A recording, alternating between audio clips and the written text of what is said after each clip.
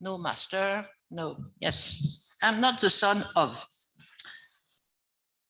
It has been also said here this morning that Wittgenstein was a bad reader, yeah, that he did not exactly attribute the right position to the author he mentions. That's very important.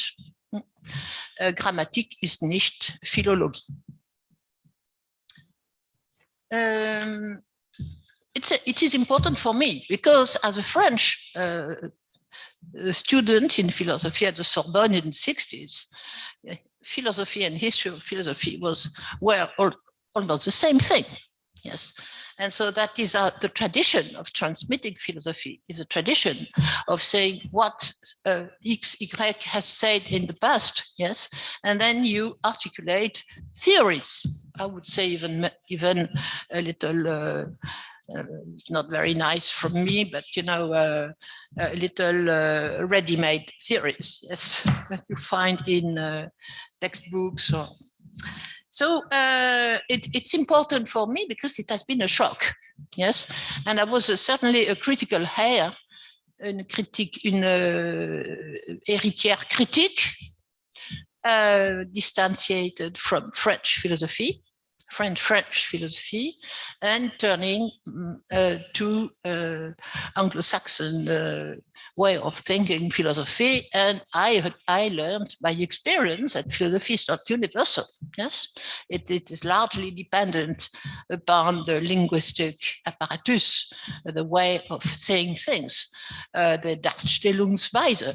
Yes, and so there is no one way of doing philosophy. I am at this point because I am writing at this moment a kind of autobiographie intellectuelle in the first person, I dare, and the itinerary, you know, mon itinéraire is from the Greeks to the analytics. Analytics with a lot of brackets, you know, of guillemets, yes. You know, we had no teaching at that time, the 60s, on analytical philosophy if we were coming from the Greek.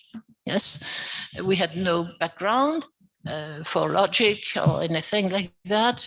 We didn't receive any teaching on philosophy of science, epistemology. That was to be Hellenist. Yes, it was one thing, and to shift towards analytical thinking was a great jump. Yes, it was a great jump for me. So in an important sense, not easy to delimitate, Denkstil, what I call le style de pensée, which I am considering here and now in my work, shows itself in the style of thought, an expression, Denkstil, the reader reads once in a conversation of December 1919,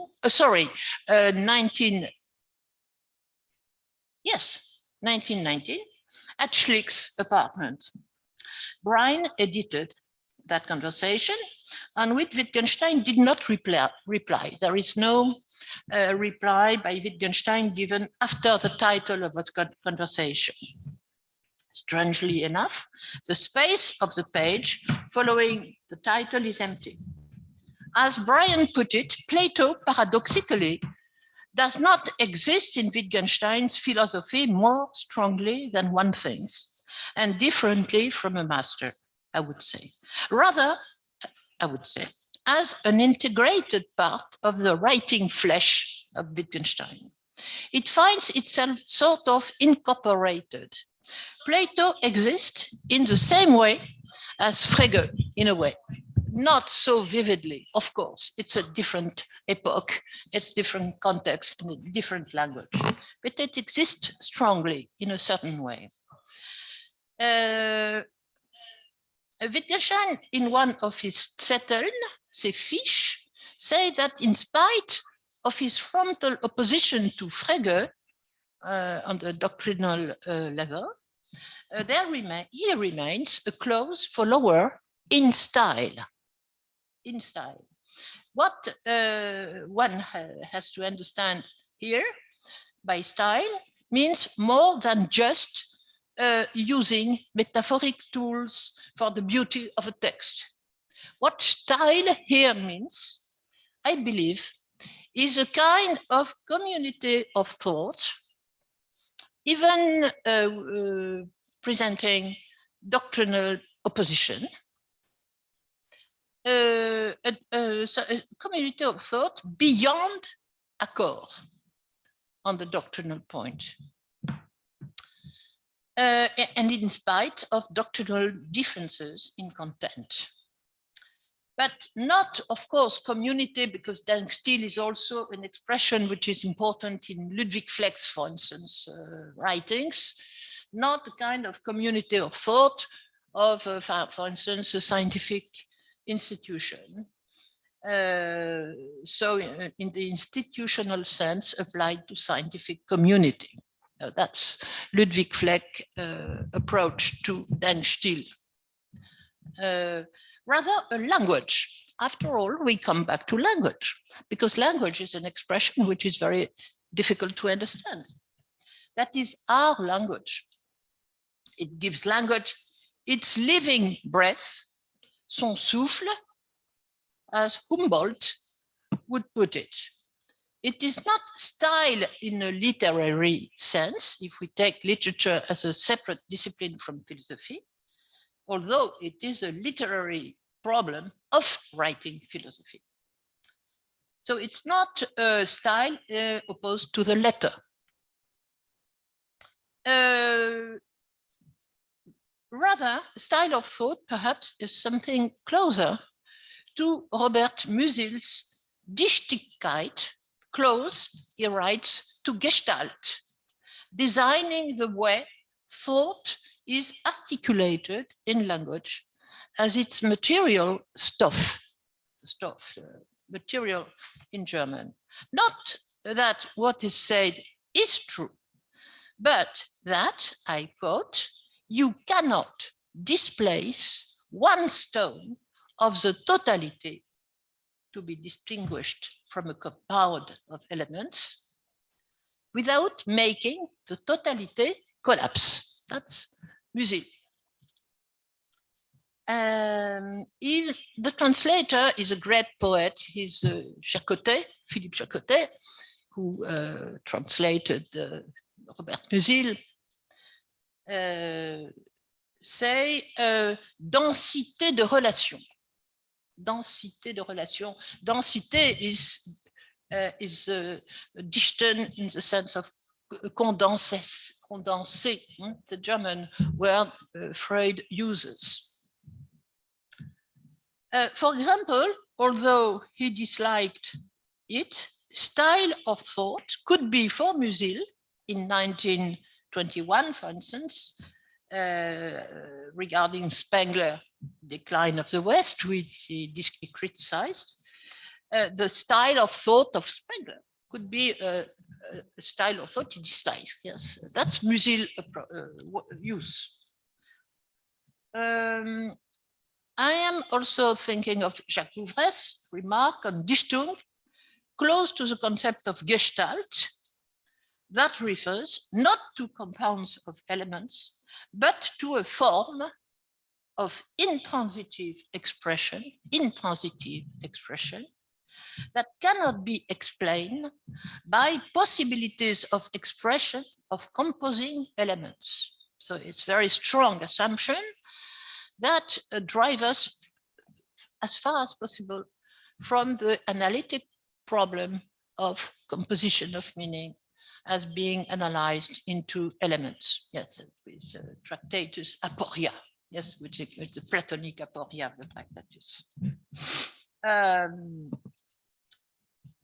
And that's something that characterizes conceptual prose that is not replaceable because, I would say, that's me, form and content are inseparably interwoven.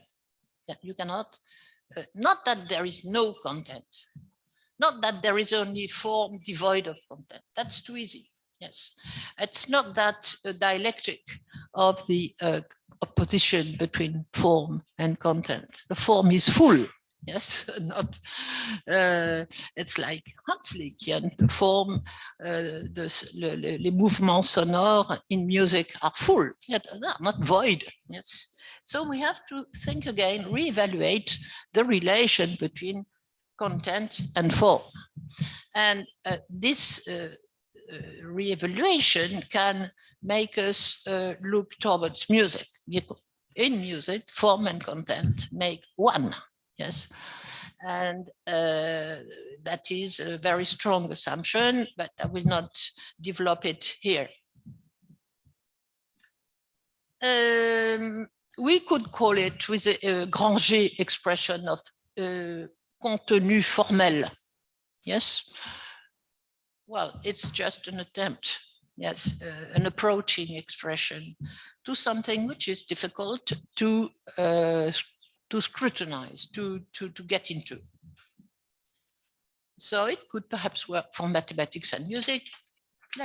Let us this aside. Now, to start with,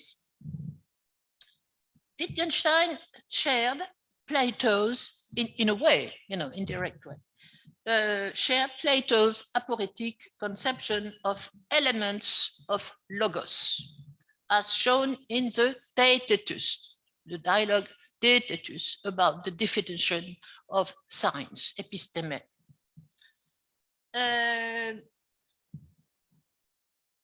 In a way, it seemed that in the later philosophy, this is a problem that has been overcome.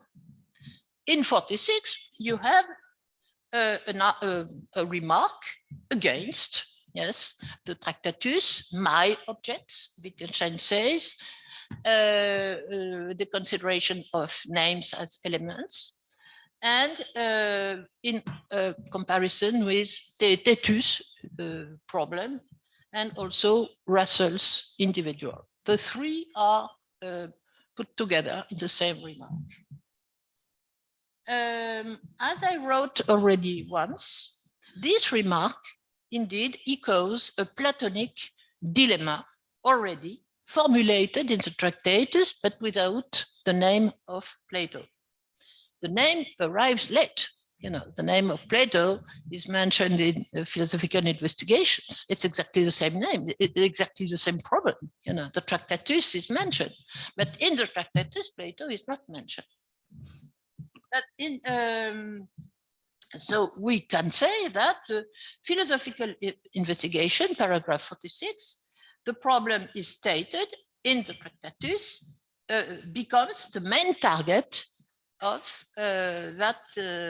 these lines, or rather, it mediates the critique of Russell's reduction to individuals. Well, individuals has its own definition in Russell philosophy. That's another point. I cannot devote myself to that question. We have to take it as it is written in the remark. Nonetheless, there is, I believe, a great, I would say, at first, a great difference of style. I did not mention in this article a style of that accompanies displacement from a textual context to another. So Wittgenstein was a bad reader. That's Alan this morning. Several of people this morning recognize this. This is, of course, obvious. For me, it is true. Sorry, I must move.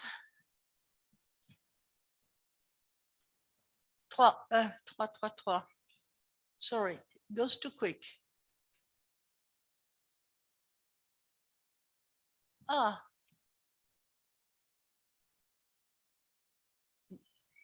For me, it is true, as Brian notices, that Plato stands at the heart of Wittgenstein's argumentation as an inner discussion.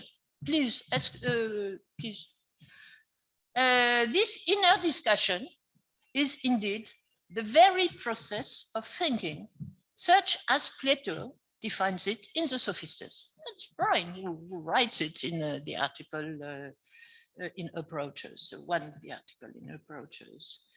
The very process of thinking, such as Plato defines it, that is a silent dialogue with oneself. How this can be considered as substantially the same as Wittgenstein's conception of doing philosophy? That's a question. Indeed, there is, according to Wittgenstein, nothing silent in the process of thinking.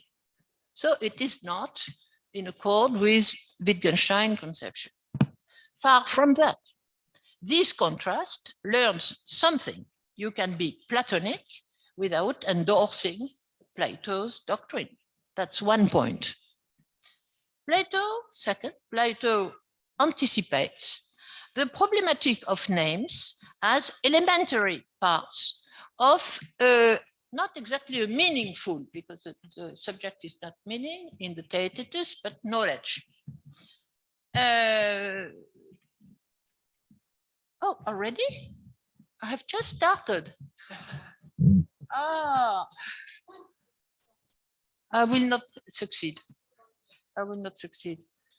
Miming Socrates in an anti-Platonic mood, Wittgenstein recognized that Plato is the greatest after whom nothing more had to be added in philosophy, yet not as in the form of dialogue in Plato's dialogical style, but as a kind of strange interlocutor in a polyphonic activity of thinking with similar demand for highest criterions of meaning. Wittgenstein might have said the contrary and rejected Plato's philosophy, as is clear from a very rejective vermischte Bemerkungen.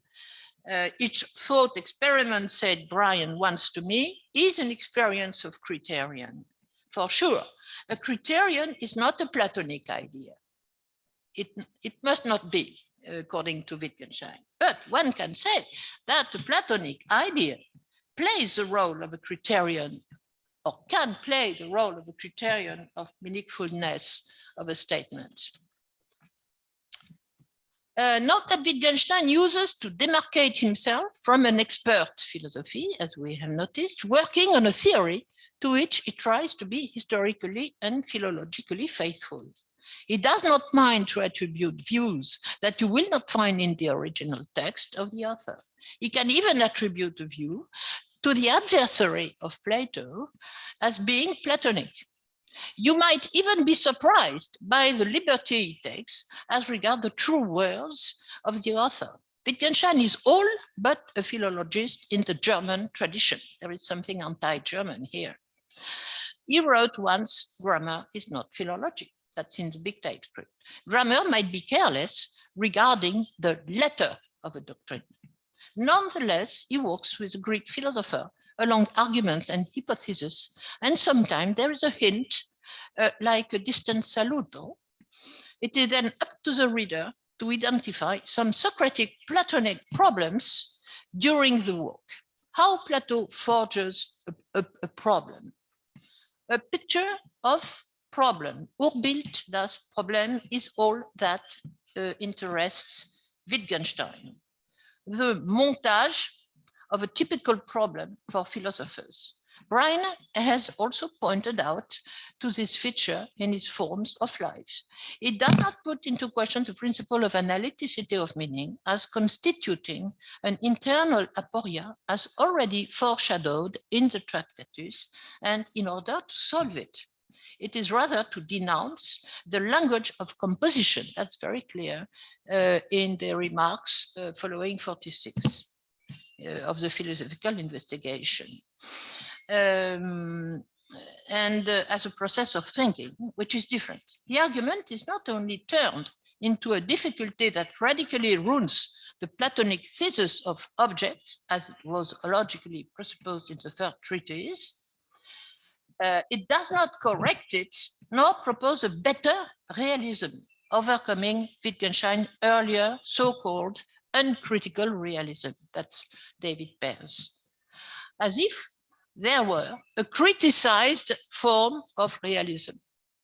To the irrationality, allogon is a Greek word for the irrational aspect of elements as regards the totality of expression for knowledge. The allogon character qualify elements in Tractatus from that point of view. Wittgenstein would say keine Erklärung. Keine Erklärung. And keine Erklärung echoes alloga of the Tractatus. But it does not bring a better answer. It is just another way, another style of using the word about elements, the word. So the position in 46, philosophical investigation, is a question of language, not of doctrine. A position about whether names are the elements of meaning. Apparently, the argument discusses the idea that names really signify symbols. What is behind the idea that names really mean symbols? That's the question.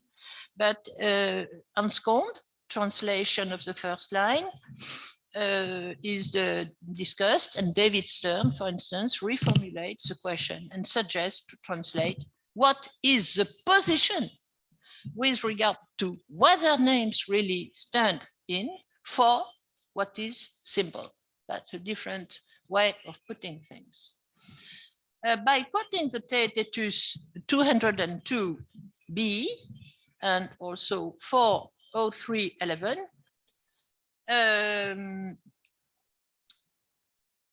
it's a question, it's a style of questioning that is put in evidence.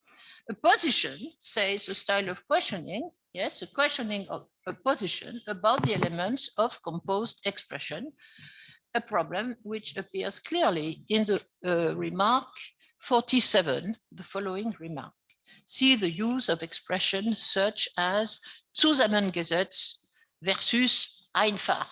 What is this language of questioning elements of meaning?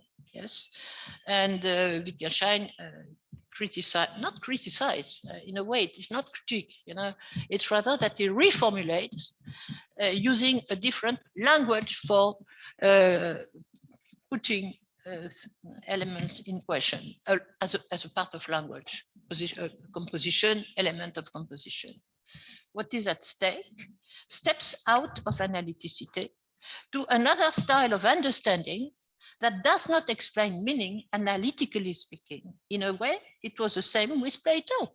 He needed to oppose the reduction of wholes of elements, pan, of knowledge to elements, not to solve the aporia. The Tractatus is an aporia. It does not finish solved, yes? The problem is rather to do without it, without the aporia. That's the problem of Wittgenstein.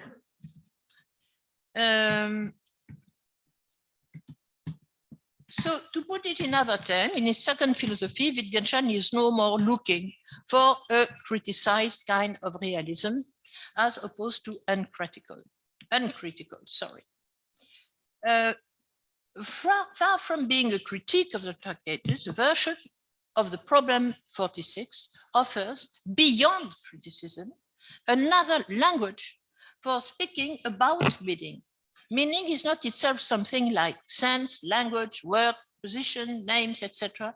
That is, words placed in a special, distinctive level at a metallurgical level, receiving thereby a pathos, but words belonging to our language as a dictation of philosophy and other passages which are the same, have the same idea, BT, big TypeScript, or philosophical investigation. The passages have been mentioned this morning.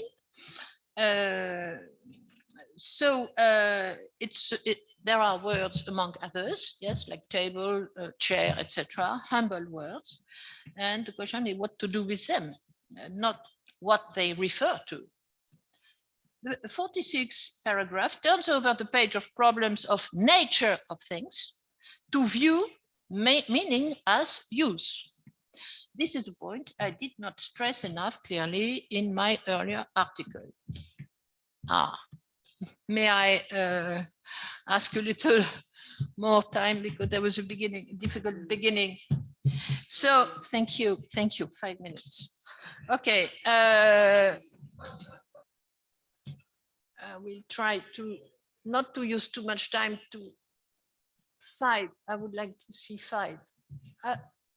5. Oh, doesn't matter.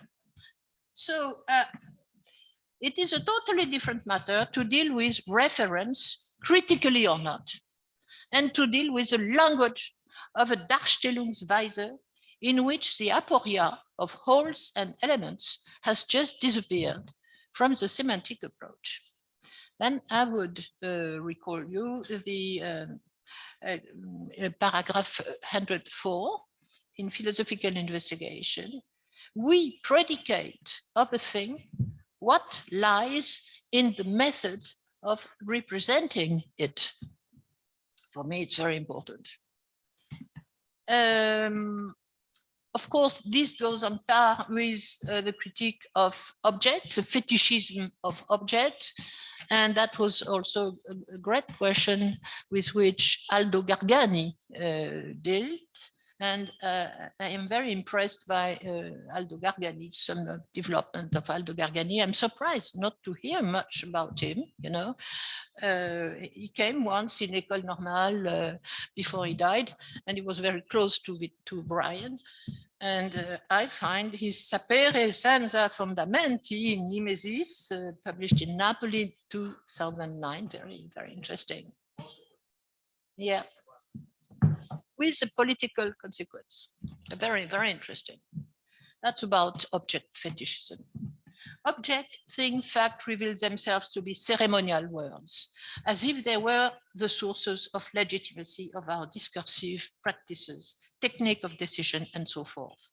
In need of founding objective entities, we perversely refer to them as sources of our use of language, whereas it is the contrary. Such is the epistemological ritual. Use is first, and the demand for legitimacy comes in the second, stemming from the practice before justification of the practice. That's Gargani.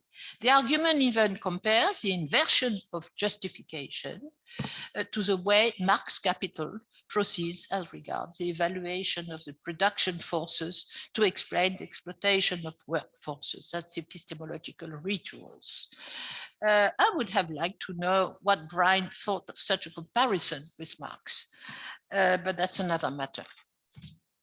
To this extent, it is not right to hold realism as a previous position that becomes later criticized, e.g. in the philosophical investigation. Better say that it is abandoned in favor of a kind of semiotic force of use, whatever words are supposed to say or name. On elucidation, Brian has even written that in the Tractatus, words are said to hit you because of striking features of elucidatory statements. It could be called endowed with a semiotic force, conveying a perceptive salience that increases the force of use in context in the philosophical investigation, so much that it leaves far behind our anxiety regarding how to capture the nature of things. Corresponding to the gap I have mentioned, there is a jump from predicative form of attributing a static property to a subject in a subject predicate form to uttering living Darstellungsweise, instantiating modes of presentation typical of a cultural formation. That's 103.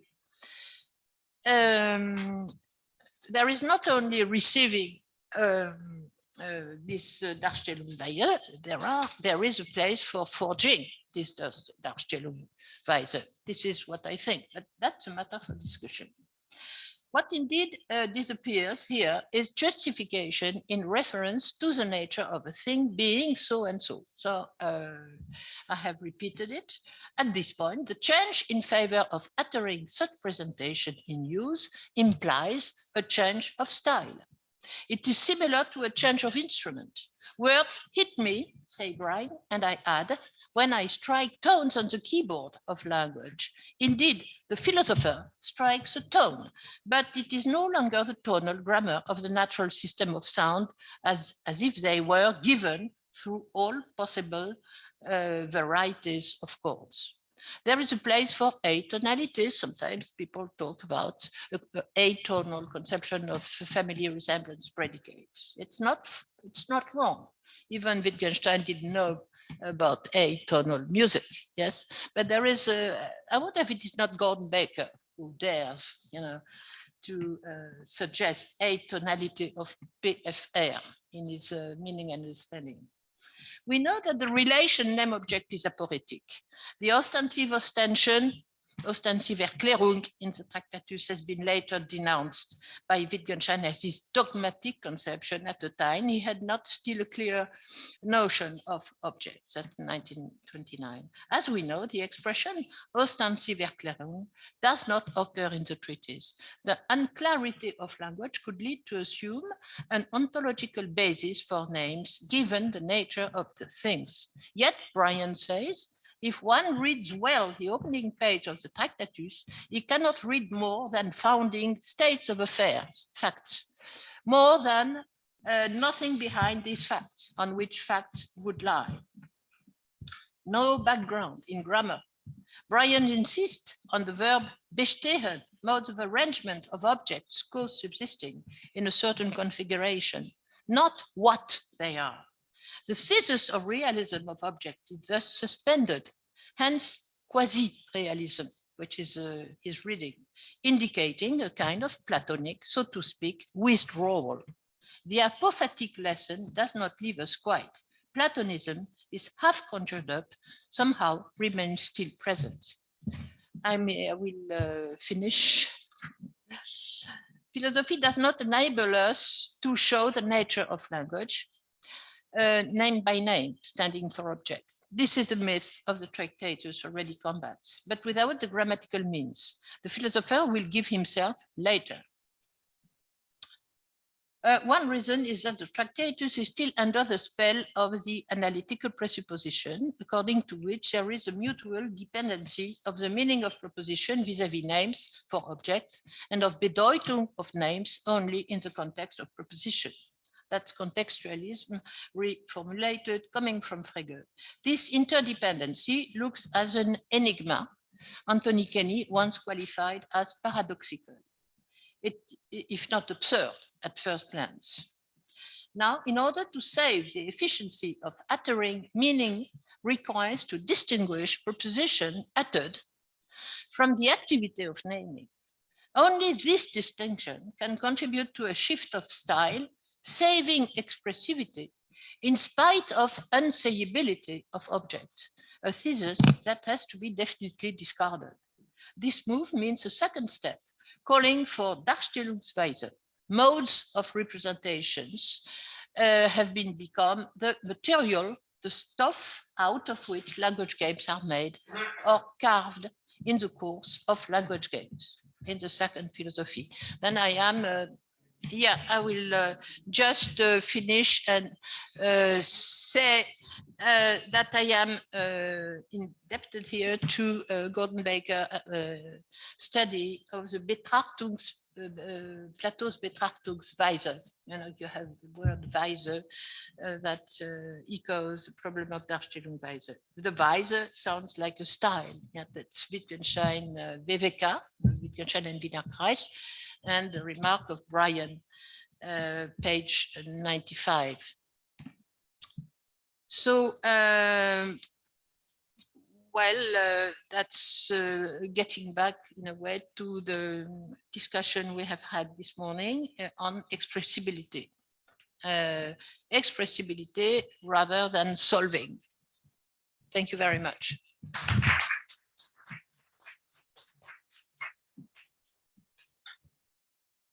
I'm sorry for the delay. The beginning was difficult.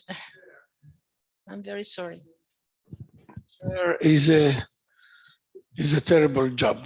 Yes, yes. I'm sorry for I recognize, that. but the beginning was difficult, you know. The beginning was difficult. People were wandering about in the garden. There was noise in the room. So I could not concentrate.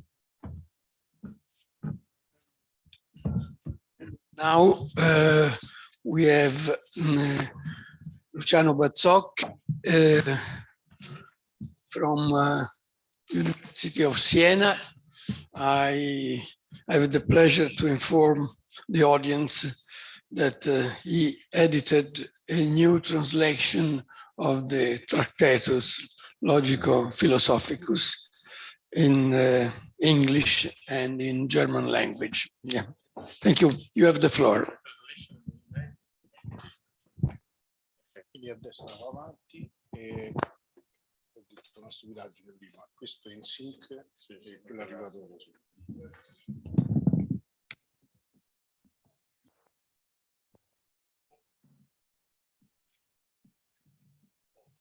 Not done a translation in German because it's already in German, but apart this, of course, yeah.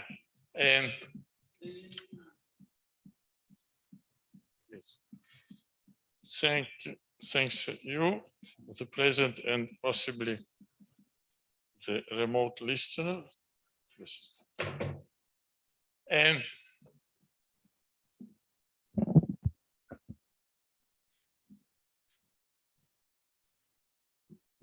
Here I am, parlerò in italiano, but the slides are in English, so I hope that all person, also Italian student, can understand the English.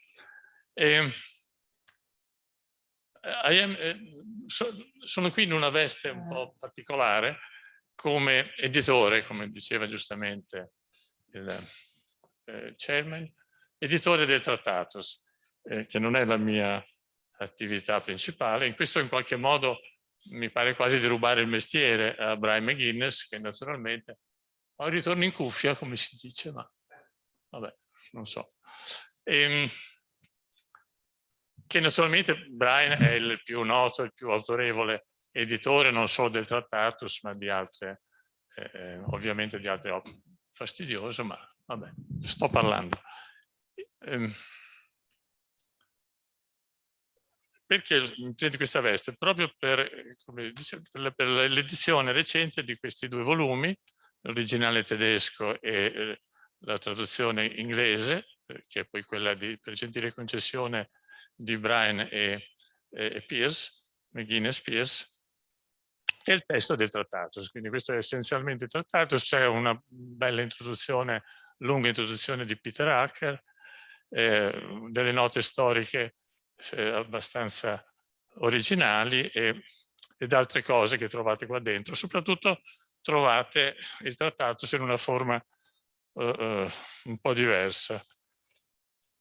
Naturalmente sono molto grato a Brian non solo per la gentile concessione 3 anni fa dell'uso della sua traduzione, ma soprattutto per i 15 anni in cui ho avuto l'onore di giovarmi delle sue conversazioni, dei suoi consigli e della sua amicizia, e naturalmente anche per tutte le altre, per i lavori di cui mi sono nutrito, suoi. Il punto in cui naturalmente ci siamo trovati in disaccordo è appunto ciò che riguarda i numerali delle proposizioni del Tractatus, perché io ho portato avanti una interpretazione dei numerali strutturale che Brian, diciamo così, non è riuscito, io penso, né a visualizzare né forse ad apprezzare, perché lui rimane fedele naturalmente al modo standard di leggere i Tractatus in ordine, così come è stato presentato, quindi in forma apparente, cioè in ordine di codice decimale, che è appunto questo, no? Chiamiamolo standard reading. Queste sono le prime 3 pagine del Tractatus, in questo caso è l'edizione di Brian. Che dire, noi ci abbiamo lavorato decine d'anni, tutti noi, e a noi sembra che, diciamo, mi sento un po' come Fantozzi sulla corazzata Potionchi. Cioè, questo libro letto così è realmente incomprensibile. Cioè, qualunque studente, qualunque lettore che comincia a enumerare in questo ordine, continuando per 60 pagine, senza un'introduzione, eccetera, eccetera, come siamo allenati a fare il testo, fa fatica a capirlo. Si può dire che è difficile, tutti lo dicono, ma non solo. Wittgenstein dice che non solo è incomprensibile, lui dice, realizza questo, quando il grande Frege, il suo massimo nume, non ne capisce neanche una parola, e questo lo dice Wittgenstein più volte, ma è vero. Wittgenstein non va oltre le prime 3-4 pagine, poi sfoglia qualcosa, ma non va oltre perché si incastra nel testo sequenziale, di cui a prima lettura non si capisce nulla, cioè, diciamolo, possiamo dirlo. E allora proprio vi faccio notare che proprio sul datillo scritto che torna indietro da Frege, Wittgenstein si decide a aggiungere un consiglio, no? La famosa nota sui decimali non c'era, non era prevista, perché un'opera d'arte si deve mostrare per com'è e tu la devi capire. Ma visto che anche Frege non aveva capito niente, allora io vedo questo come un messaggio molto sulla copia che Frege gli rimanda nel dicembre del 19. Bisogna scrivere la nota che l'informe originale, al titolo appunto, era in questo, diceva le proposizioni 1, 2, 3, 4, 5, 6, 7, cioè cito tutte, no? Sono le proposizioni cardinali. Le proposizioni N1, N2, eccetera, sono commenti alla proposizione N. Le proposizioni N1, N2, eccetera, NM1, sono commenti alla proposizione NM, e così via. Cioè, Frege, leggilo così e vedrai che qualcosa... Io lo interpreto in questo modo.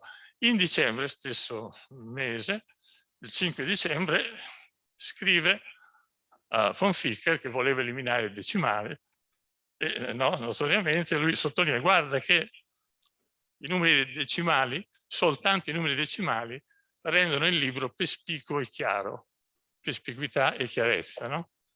Elementi fondamentali fino alla ricerca. E senza questa numerazione il libro sarebbe un incomprensibile pasticcio. Cioè, non stiamo dicendo noi, lo sta dicendo Wittgenstein.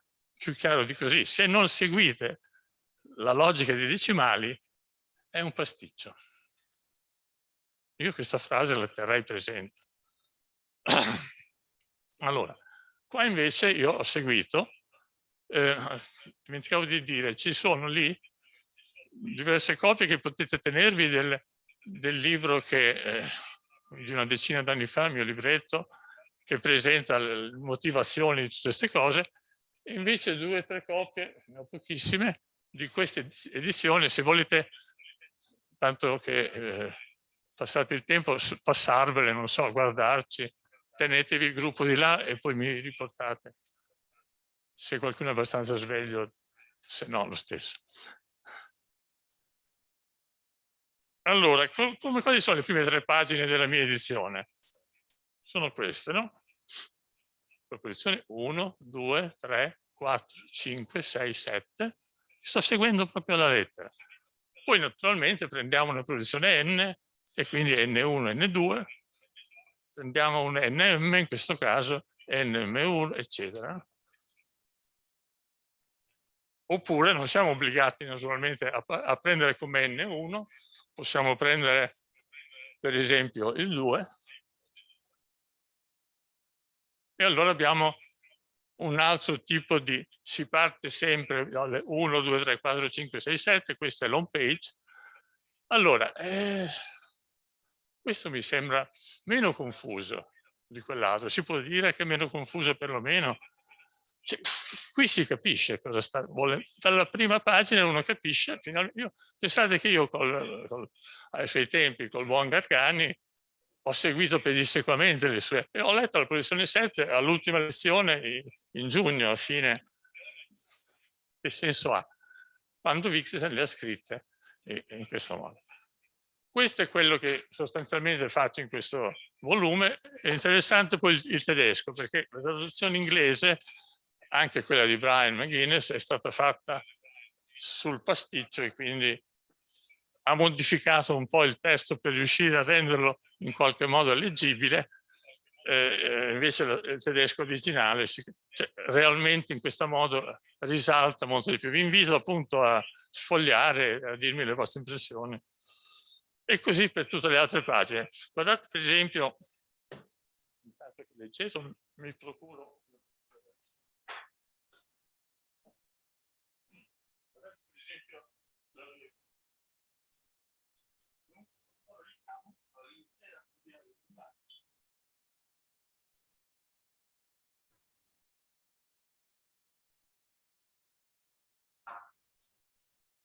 Dalla prima proposizione, che appunto dice che l'immagine, no, presenta una situazione nello spazio logico, c'è tutto un decorso fino a concludere che l'immagine logica può raffigurare il mondo.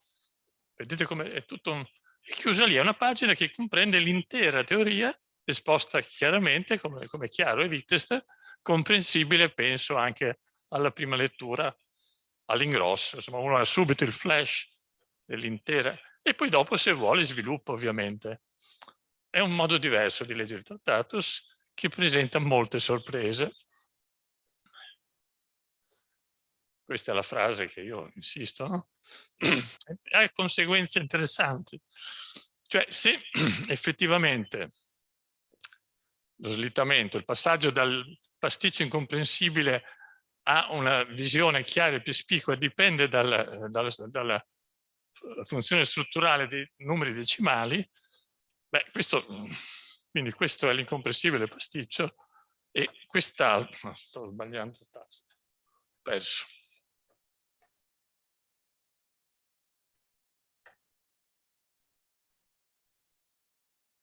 Speriamo di riuscire a far sparire. Questi sono i due modi di leggere. Questo e quello di prima. A voi il giudizio quando avete sfogliato un po' quell'altro. Allora, cosa si può dire? Ma perché è stato stampato? Beh, diciamola così, che il Tractatus è stato stampato nella sua forma apparente, ma soltanto i numeri decimali rivelano la sua forma reale. Vi ricordate la distinzione, no? Tra forma apparente e forma reale di qualunque formula linguistica? Il vantaggio, il pregio di Russell che ha scoperto che non è la stessa cosa. Oppure, se vogliamo dirla diversamente, è un'affermazione forte, che nel pasticcio sequenziale nessuna proposizione appare nel contesto che gli è proprio. Ed è vero per tutte le 526 proposizioni. Dopo uno li può leggere come aforismi, ma nessuna di quelle è nel suo contesto. In questo modo ciascuna proposizione è nel contesto che Wittgenstein tramite i decimali gli assegna. Non lo so, mi sembra una differenza significativa. Quindi questo Tractatus completamente analizzato mette ogni proposizione nel contesto. Il contesto è una questione che non dipende solo da Frege, ma è chiaro che è una proposizione fuori contesto. Ok, per questione di forma, curioso che McGuinness, il primo saggio di Brian, che ha pubblicato del 56, era proprio figure e forma nel Tractatus di Wittgenstein, ma quasi nessuno in realtà ha considerato, almeno degli studiosi più in vista, la forma del Tractatus, che invece, vabbè, io consiglio di guardare sempre la forma del testo. L'unico che vedo che cita questa frase questo invito, anzi questa indicazione che senza i numeri è un pasticcio incomprensibile, era Raymond in un libro di divulgazione. Poi però lui dice, vabbè, inizio con le 7 proposizioni cardinali, ma senza un aiuto non capisco niente, quindi torno al vecchio sistema e prendo le proposizioni come fanno tutti, una qui, una là, e poi provo a interpretare. Ora, come dire che le prime 7 se l'hanno ingrandito un po'? Cioè, non si capiscono senza il mondo e tutto ciò che accade. Uno studente comincia a capire qualcosa o no? Ciò che accade è il fatto dell'esistenza di stati di cose. Sono parole poi semplici. L'immagine logica dei fatti è il pensiero. Qui c'è l'immagine logica, ma insomma il pensiero è un'immagine dei fatti, è razionale. Cioè, voglio dire, uno comincia a capire qualcosa di che cosa e capisce di cosa tratta il Tractatus, fino a ciò di cui non si può parlare, su ciò di cui non si può parlare bisogna tacere.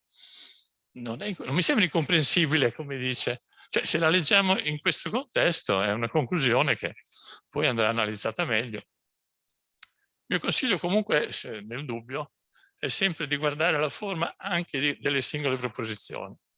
Guardate cosa succede se enucleiamo i verbi. Una forma di un linguaggio naturale si vede se noi parto dal verbo e poi, diciamo, è uno dei classici.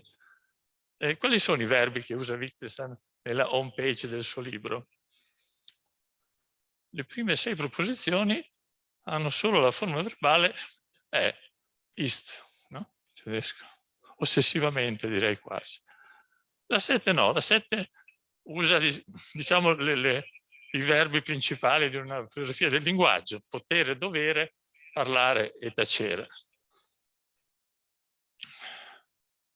Ci sono due parti, anche solo guardando formalmente. È evidente che una cosa è la sequenza, poi andrebbe analizzata, ne accenneremo, cosa questa cascata di definizioni o finte definizioni che si collegano, ma la 7 è di un altro genere, no? Wittgenstein ha detto così, no? Quando scrivo a von Ficker, il mio lavoro consiste di 2 parti, quella presentata qui più tutto quello che non ho scritto. Beh, lo sappiamo bene, dall'1 alla 6, con tutto quello che ne deriva, è quello che ha presentato nel suo libro. La seconda parte non l'ha scritta, e la 7 infatti dice ciò di cui non si può scrivere bisogna tacere. No? Non è nient'altro che quello. E notate, cioè, quindi prendiamo effettivamente questo come contesto della proposizione 7. Dov'è il problema? Tutte le favole che abbiamo sentito, la 7 contraddice, nega, dice che non si doveva dire quello che lui ha detto, ma io vedo una prima parte in cui lui tratta di ciò di cui si può trattare, e poi dice di quello di cui non si può trattare bisogna tacere. Punto. È la parte che non ha scritto. Guardate, se noi lo prendiamo come contesto, quello che scrive, no?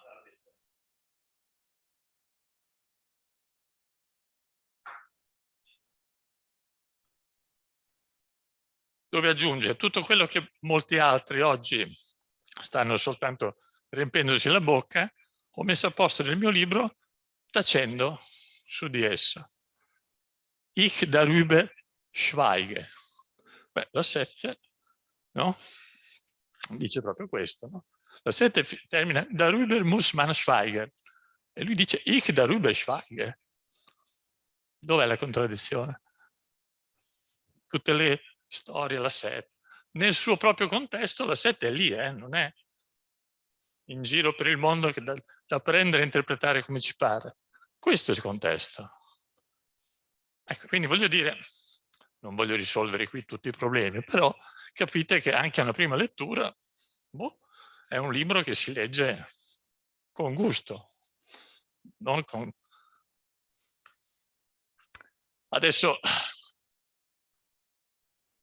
aggiungo soltanto, non sto a tediarvi con questo, su cui si potrebbero fare 10 lezioni solo su queste prime, ma prendiamo la prima parte, le prime 6. Beh, realmente questa è una scoperta dovuta all'amico Martin Pilch, che è molto... perché io avevo solo scritto nel mio libretto che questa è la reale partenza teorica, poi non sapevo e grazie a lui ora lo sappiamo, che effettivamente Wittgenstein comincia scrivendo di fila in questo modo le proporzioni. Naturalmente non c'erano ancora i numeri decimali, ma il testo è identico. Adesso questo è inglese, ma il tedesco. Quindi il suo Tractatus, il manoscritto, comincia realmente con in fila queste proposizioni, perché lui le ha pensate così, in fila. Perché dobbiamo leggerla una qui e una là come titoli di... All'epoca non erano titoli di niente, era un discorso filato.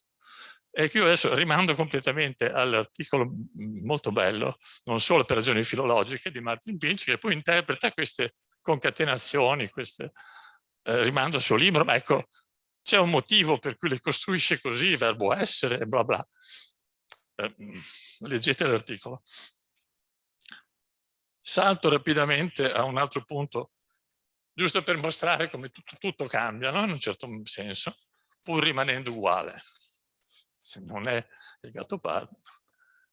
Sezione 5-6, tutti dicono, la più difficile, anzi, Kremer scrive, è la sezione più oscura e difficile di un libro oscuro e difficile. Vabbè, anche lì. Il pasticcio della 5-6, beh, è vero che è incomprensibile e difficile, ma qui i limiti del mio linguaggio significano i limiti del mio mondo. Io penso che è una bella frase, ma tutt'altro che incomprensibile in termini, diciamo, elementari. Poi andrà il problema dei limiti. Allora, io non so, vi voglio solo... È tutta lì, la sezione. Poi ci sono dei commenti, ma sono 4 proposizioni che spiegano bene perché i limiti del linguaggio, eccetera. Ma concentratevi un attimo su questo punto. 5-6-3, 5-6-4. La sequenza è netta, 6-1, 6-2, 6-3, 6-4, basta. Questo è tutto quello che c'è da dire al primo livello sulla questione dei limiti mondo. Io sono il mio mondo. Adesso, uno può non essere d'accordo, quel che volete, però non è una frase... Cioè, se i limiti del mio linguaggio significano i limiti del mondo, ci stiamo già avvicinando, no? Prendiamola per buona. Io sono il mio mondo. Qui si vede che il solipsismo, quando le sue implicazioni sono seguite strettamente, coincide col realismo puro. Beh, insomma, in qualche modo per capirla c'è, no? Se l'io e il mondo coincidono, vabbè, uno può dire che il solipsismo, filosofia dell'io, dice le stesse cose del realismo, filosofia del mondo. Qui c'è il problema, naturalmente, realismo, solipsismo. Non è però, qui si vede, non è così oscuro, no? Cioè, non so, chiedo la vostra opinione. Se l'io coincide col mondo, posso dire che quindi il solipsismo e il realismo finiscono a coincidere. Si capisce cosa vuol dire, poi non siamo d'accordo, discutiamolo, ma non c'è un problema. Ora, non lo so, nessuno l'ha capito questo. Cioè, non so se voi, mi aspetto da voi una smentita, forse c'è qualcuno che voi conoscete che ha scritto che è tutto lì, la questione del qui si vede, perché centinaia, diciamo decine, io ne conosco decine, di persone questo è il pasticcio, no? Si sono incaponiti a leggere, non c'è un a priori nelle cose, qui si vede che il solipsismo e il realismo coincidono. Non so, adesso siete abbastanza la mente come messa, ma se io dico non c'è l'a priori, qui si vede che coincide, cosa c'entra? Cosa c'entra la mancanza? Ma tutti si sono... E poi dico, non si capisce. Cioè, ne hanno detto di tutti i colori, ma davvero, cioè, non è che sto scherzando. Nessuno ha avuto idee di... Uno legge, ha scritto così, la 5634 che non c'entra niente, sta parlando d'altro, ma uno legge in questo modo, no? Non c'è un ordine a priori nelle cose, qui si vede. Cosa si vede? Che coincidono. Poi vedete, ovviamente è una cosa assolutamente priva di senso, ma poi gli interpreti poi dicono questo, ah no, questo non ha mica senso. tanto poi il libro è tutto insensato, aggiunge qualcuno, la Diamond per esempio. È un non senso, cioè davvero, non so, pensateci un attimo, non esiste l'a priori, quindi coincidono? Ci vedete un senso? No. Tant'è vero che poi, non so, più famosi interpreti, prendiamo Black, dice Wittgenstein avrebbe potuto aggiungere che questo modo di parlare è un non senso. Questo è perché solipsismo e realismo coincidono, perché tutto è un non senso. Cioè non c'entra niente con quello che si diceva prima, no? Prendiamo Medina, qui siamo nel 2002. Questa è una prospettiva dalla quale tutte le posizioni metafisiche appaiono la stessa, perché sono tutte ugualmente insensate.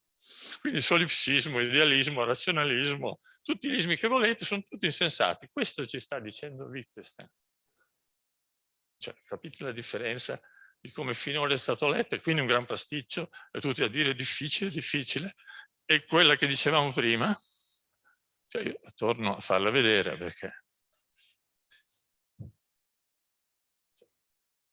qui si capisce cosa sta dicendo. E qui si vede, no? Cioè, dopo poi mi farete le obiezioni. Ok, quindi qua è il primo punto dove tutti si incaponiscono. Qual è la soluzione che qualcuno ha trovato? Qui si vede, non si vede un tubo, vai, basta. Togliamo e qui si vede. Tutti gli altri hanno fatto così, E cosa ci mettiamo al suo posto? Quello che dico io. Prendiamo Stenius. Che il lio metafisico sia trascendentale implica anche che il solipsismo strettamente interpretato coincide con citazione finta, no? Tolgo e qui si vede, ma uso comune. Morra,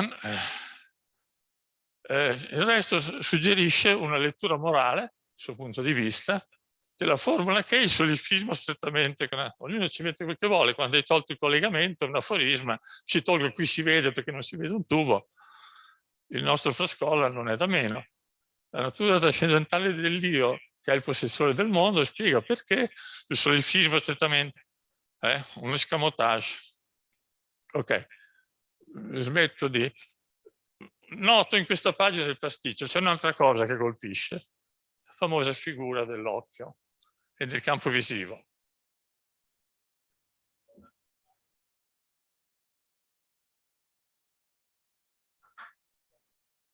Ridicola e impossibile figura di un occhio disegnato un po' dentro il proprio campo visivo, come se l'occhio da dentro vedesse se stesso che è dentro una grande stupidaggine. Può Wittgenstein aver disegnato una cosa impossibile per dire che non è vero? Così è stato fatto per un secolo. Tutte le edizioni che io conosco, l'occhio è disegnato così, un po' dentro il campo visivo, per dire che non è vero, che non è dentro e fuori, e robe di questo tipo. Adesso qui cito anche chi ha voluto esagerare. Granchette, traduzione francese, l'ha proprio fatto dentro l'occhio, dice l'occhio è proprio dentro, cioè disegnato dentro per dire che non è vero. E certo che se lo disegno così, tutti noi interpreti siamo andati fuori binario, ma Wittgenstein non ha mai disegnato quello, naturalmente.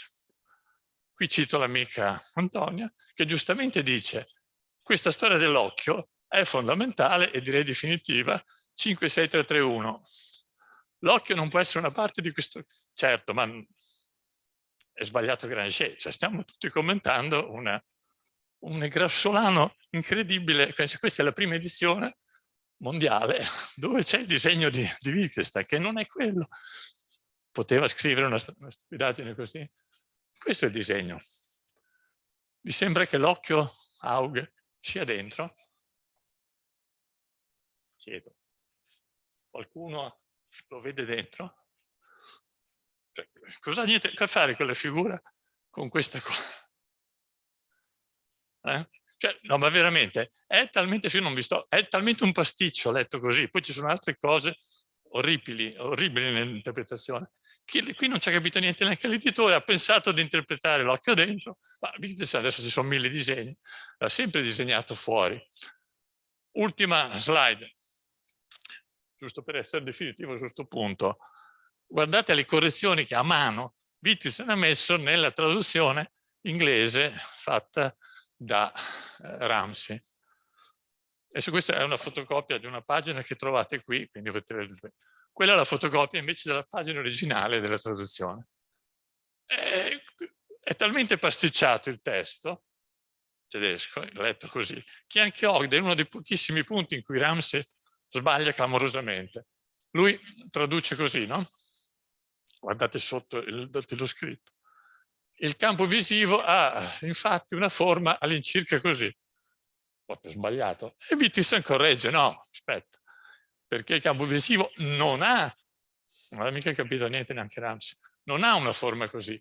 E poi guardate il disegno che aveva fatto Ramsey, si vede male, ma sotto era disegnato come era nelle sue edizioni precedente, con l'occhio dentro. Vedete che lo corregge, tenta di portarlo fuori, corregge la prima figura, poi dice vabbè, te la rifaccio io, e a mano Wittgenstein dice come vuole la figura. L'occhio deve essere fuori per dire che non è così, perché sta parlando della forma, non della posizione dell'occhio, ovviamente. Devo dire, per un secolo ci siamo rovinati gli occhi e la mente su un errore editoriale clamoroso, che giustamente è importante, la figura eccetera, ma se mi sbaglia la figura. Questo è il disegno che ha fatto a mano Wittgenstein. Poi non so perché l'hanno stampato. Poi tra l'altro continua la storia, ve la trovate qui, perché poi nonostante questa correzione continuano a fare, e lui dice no, guarda così. Poi c'è una terza lettera, poi dice vabbè. Gli editori a volte ti fanno... Questa è un'altra novità di questa edizione e cambia. Cioè, io ho lavorato all'incontrario in realtà, e chiudo qui. Cioè, l'ho messa a posto, ho visto che funzionava tutto tranne questa sezione 6, la figura non poteva essere quella, perché era l'unica cosa che non tornava. Sono andato a vedere i manoscritti e ho fatto un salto sulla sedia, visto se non l'aveva mai disegnata così. Ma così. E allora tutto torna, vi invito a leggerla in questo modo. Non c'entra neanche trascendentale, probabilmente non c'entrano molte cose. Leggetela in questo modo e le cose vanno a posto. Cioè, la cosa stupenda è che il pasticcio, cioè io non è che l'ho fatto in modo ragionevole, meccanicamente ho seguito le istruzioni di Wittgenstein e il pasticcio si rivela perfettamente conseguente in tutte le sue parti. Poi ci ho messo la figura giusta perché quella proprio. Vabbè, insomma, io penso che come invito, diciamo, ai ricercatori e ai lettori di buona volontà, in forma pienamente analizzata, molti supposti problemi svaniscono e vengono fuori nuove prospettive, nuove idee. Io qualche articolo l'ho scritto, ma c'è ancora molto da... Finalmente un terreno nuovo, comprensibile e autentico. Cioè, Wittgenstein ci ha detto di leggerlo così, l'ha detto a Frege, l'ha detto a tutti noi, è ora che cominciamo a farlo. A voi.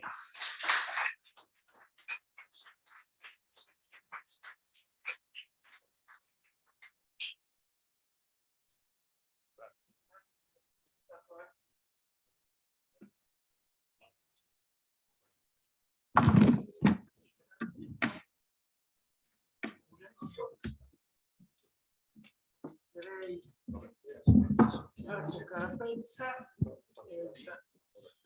Dove vuole? Se lo fa da lì. Ecco Carapezza che è già in posizione, vedo. Leggerà il suo paper dal titolo Prototractatus. Pronto?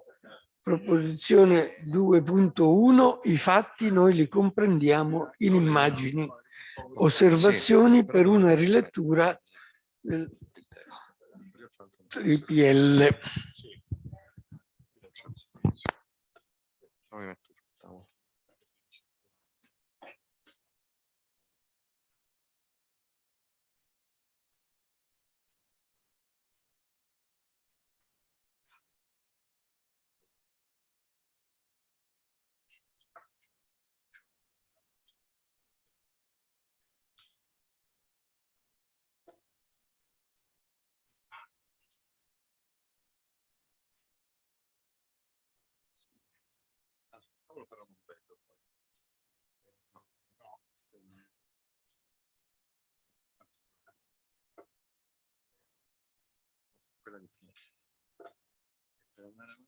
No, aspetta.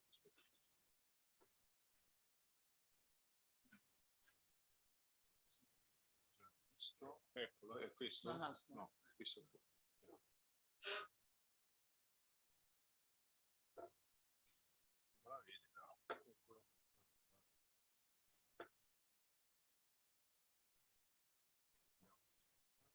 Perfetto. Che vado avanti. Il tasto destro va avanti, sinistra. O non da qui. No, non questo. Se da qui, se vuole, lo può fare. Ok.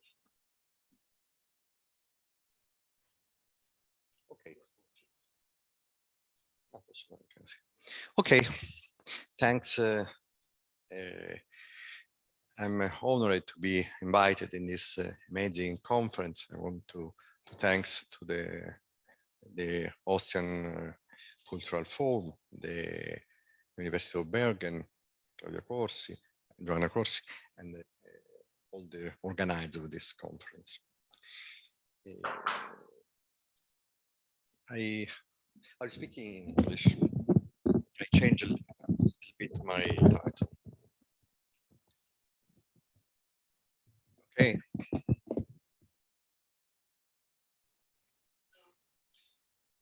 A century after his publication, the Tractatus is still in the midst of an odyssey. It has not returned to its Ithaca, and I fear that it will never will. Too many interpretations have accumulated on this text, and they are too rich to imagine we can have a shared reading, the Ithaca of Tractatus. In this sense, it is a classic of the Greek kind rather than modern ones, where in hand we can find some comments on their content. We saw this morning, today, the different interpretation. I would also venture a difficulty that we have with Greek thinkers. I would say it's an epistemic presupposition. In Greek culture, language is inseparable from the word, and this is taken for granted. It's not a subject to be questioned. In modern thought, there is a substantial otherness between language and the word, and philosophy, for a good part, is concerned with justifying an impossible bridge between language and word. C'è un po' di rimbombo, vabbè. Voi sentite bene, sì? Ok, sorry. The Tractatus has been read in many ways, and the mainstream reading has inserted it in a philosophical tradition that put at the center of the reflection that metaphor of a language as a mirror of the world, a metaphor also present in the text. The Tractatus intervened in the long story of this metaphoric, as Blumenberg would call it, with absolute originality, its stylistic, poetic, as Donatello said, form, and the fact that his research was based on the identification of the logical structure of language and on a speculative account of how the relationship between language and reality must be in order for language to reflect it. This is the classical reading of Russell, Ayer, Eck, down to contemporaries. Evidently, I'm putting together very different authors. On the other hand, another constellation of theory, variously named as Host or Resolute, propose a radical different reading. The very problem of the condition of meaningfulness, and therefore of the language-word relationship, is a philosophical problem that, as such, cannot even have a formulation that actually makes sense, because it rests on a misunderstanding of language. It can instead be dissolved through, for example, philosophical activity. The Tractatus would be a therapeutic test that dissolves precisely the claim of philosophy to be able to describe the relation between language and word, and perhaps in a slight too complex way, my resolute friend will grant me, allow us to change our view of this matter, but our view, generally speaking. Along these two very rich theoretical constellation, there are also authors that is difficult to situate because are not described in this approach. On one hand, they are could part of one group, on the other hand, no. Just to mention some Italian scholars, perhaps Gargani, first Gargani, second Gargani became Result, certainly my friend Lo Piparo, Silvana Borruto, and many others, and of course, Brian McGuinness, to whom this conference is dedicated. An author whom I have not met directly, but whom I have had a very brief exchange of mail, but a much deeper intellectual exchange by reading his article, and in particular, the so-called realism of Tractatus. By nature, I feel closer to these authors. But I can't say that Tractatus is an easy test. Well, a good description of the mainstream approach, I think it's a very old summary of Tractatus, Black's one. There are some students, so I put, it's very famous, so I don't read it. It's of 64. And note the stress on this metaphor of the language as mirror. How it's possible that the language is a mirror? Because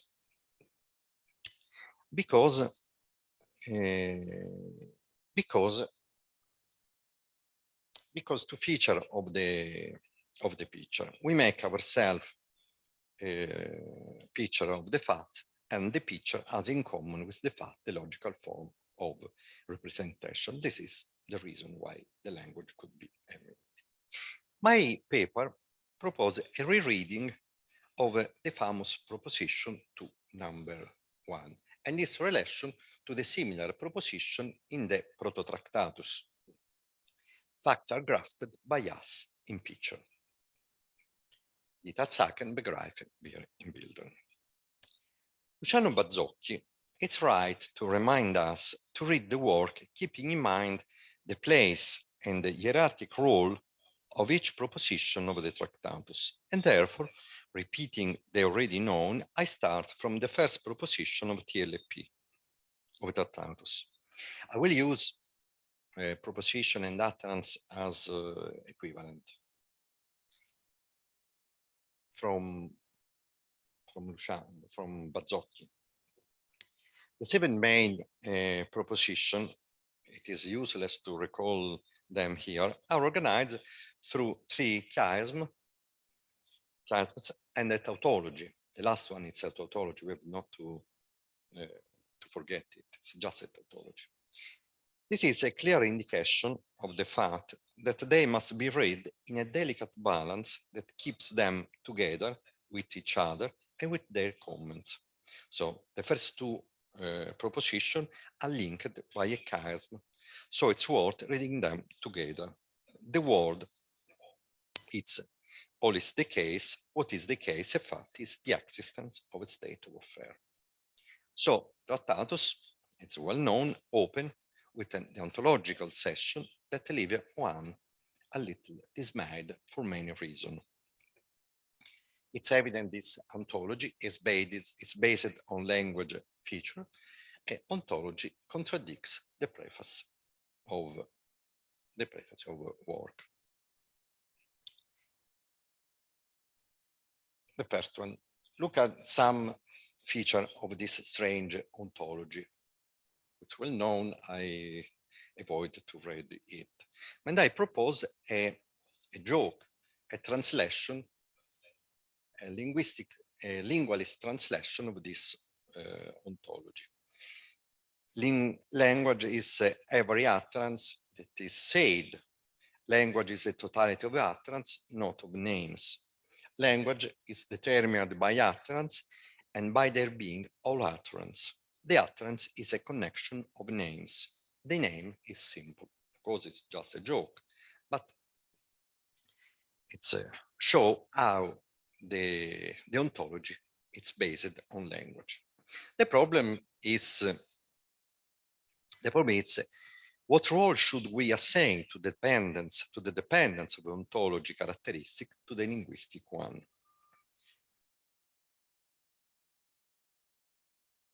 From the mainstream perspective, the dependence of ontology on the characteristic of a proposition does not affect the independence of the ontological section. It simply indicates that the expounding order does not correspond to the argumentative order, and possible that the reason for such an ontology are to be explained on the basis of a realistic semantics or a semantic ontology. Maybe it's not enough. But this is the position of Marconi, of Frascolla, and many others, just to say the Italian one. After this, of course, from the result point of view, the ontological section is merely a projection of some characteristic of language. As consequence, the theory of representation should be seen as a parody of a semantic theory. The function of this observation will be to provide a narrative introduction to the analysis of language. This position is shared by McGuinness in the famous article I quoted before. While we are confused at the end of the ontology section, in this very short exposition of ontology stop brusquely and immediately start the main comments to the proposition 2. Proposition 2 is one of the basilar proposition of the ontology.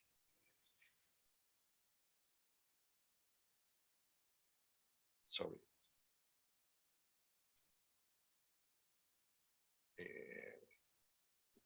The main comments are we picture fact to ourselves.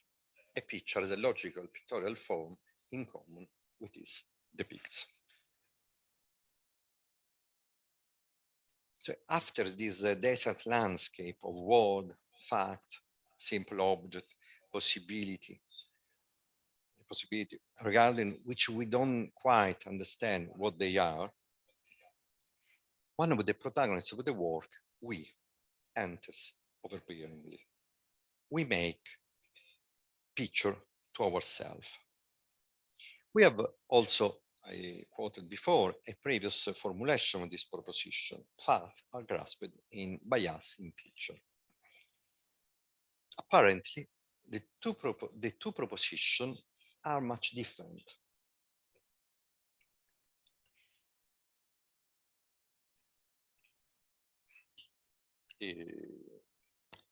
The meaning,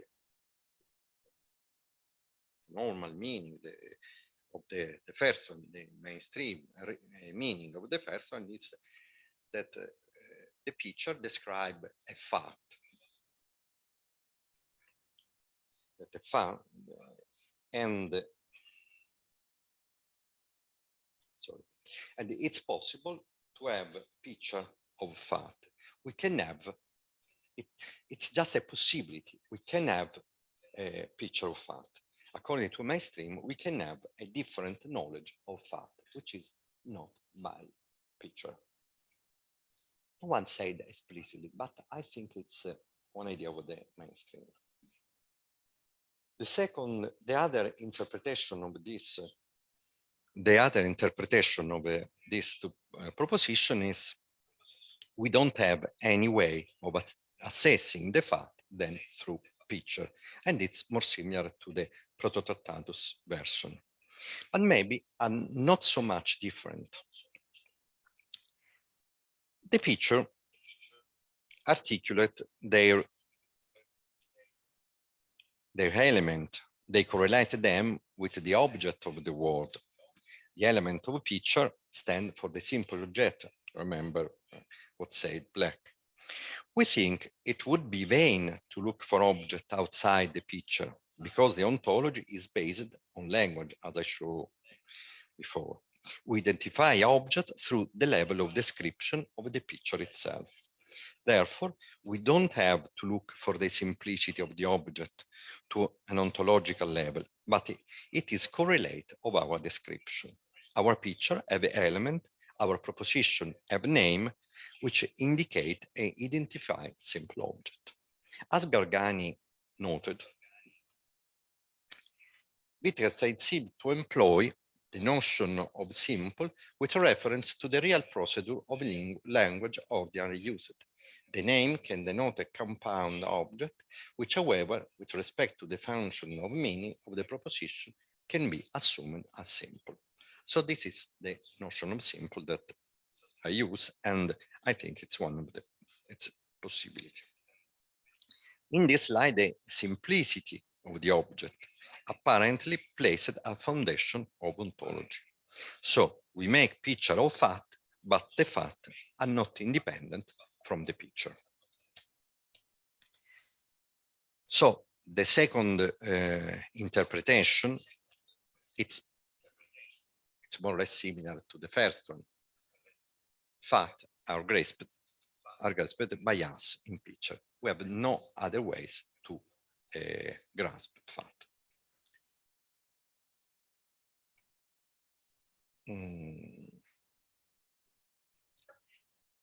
If a picture were possible access to fact, we should have something like that: language, utterance, name, and word, fact, object.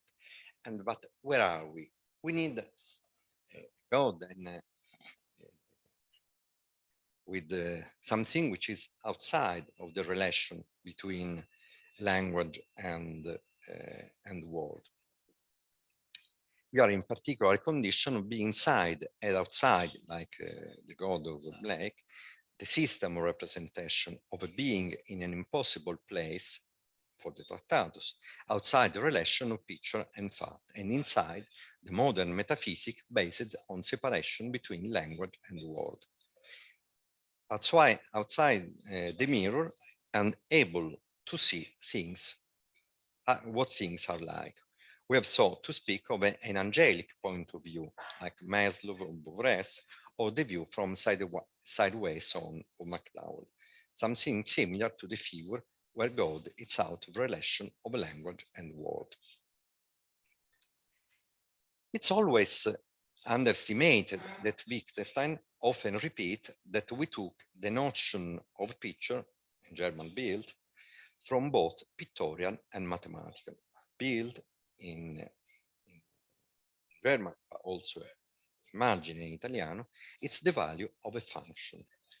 When is reminded the mathematical origin of the notion of picture is to argue for its isomorphic character.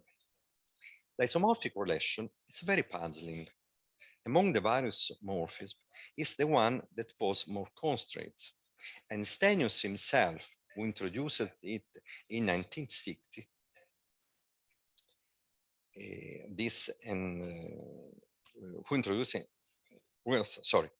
and Stenius himself, who introduced in 1960 this successful and misleading notion in article of 1954, spoke of quasi-isomorphism. Among the various morphisms, isomorphism is characterized by the biunivocal relations that is established between the two sets. To each element of the set A correspond one and only one element of the set B, and to each element of the set B corresponding only one element of A. So it's possible to pass from the one to the other. The idea that we can have an access to the fact that it's not in this through even pictures. Isomorphism is a transformation we save all informations. So isomorphism for the relation between fact and proposition need an angelic point of view. There are many reasons in Tractatus against these possibilities.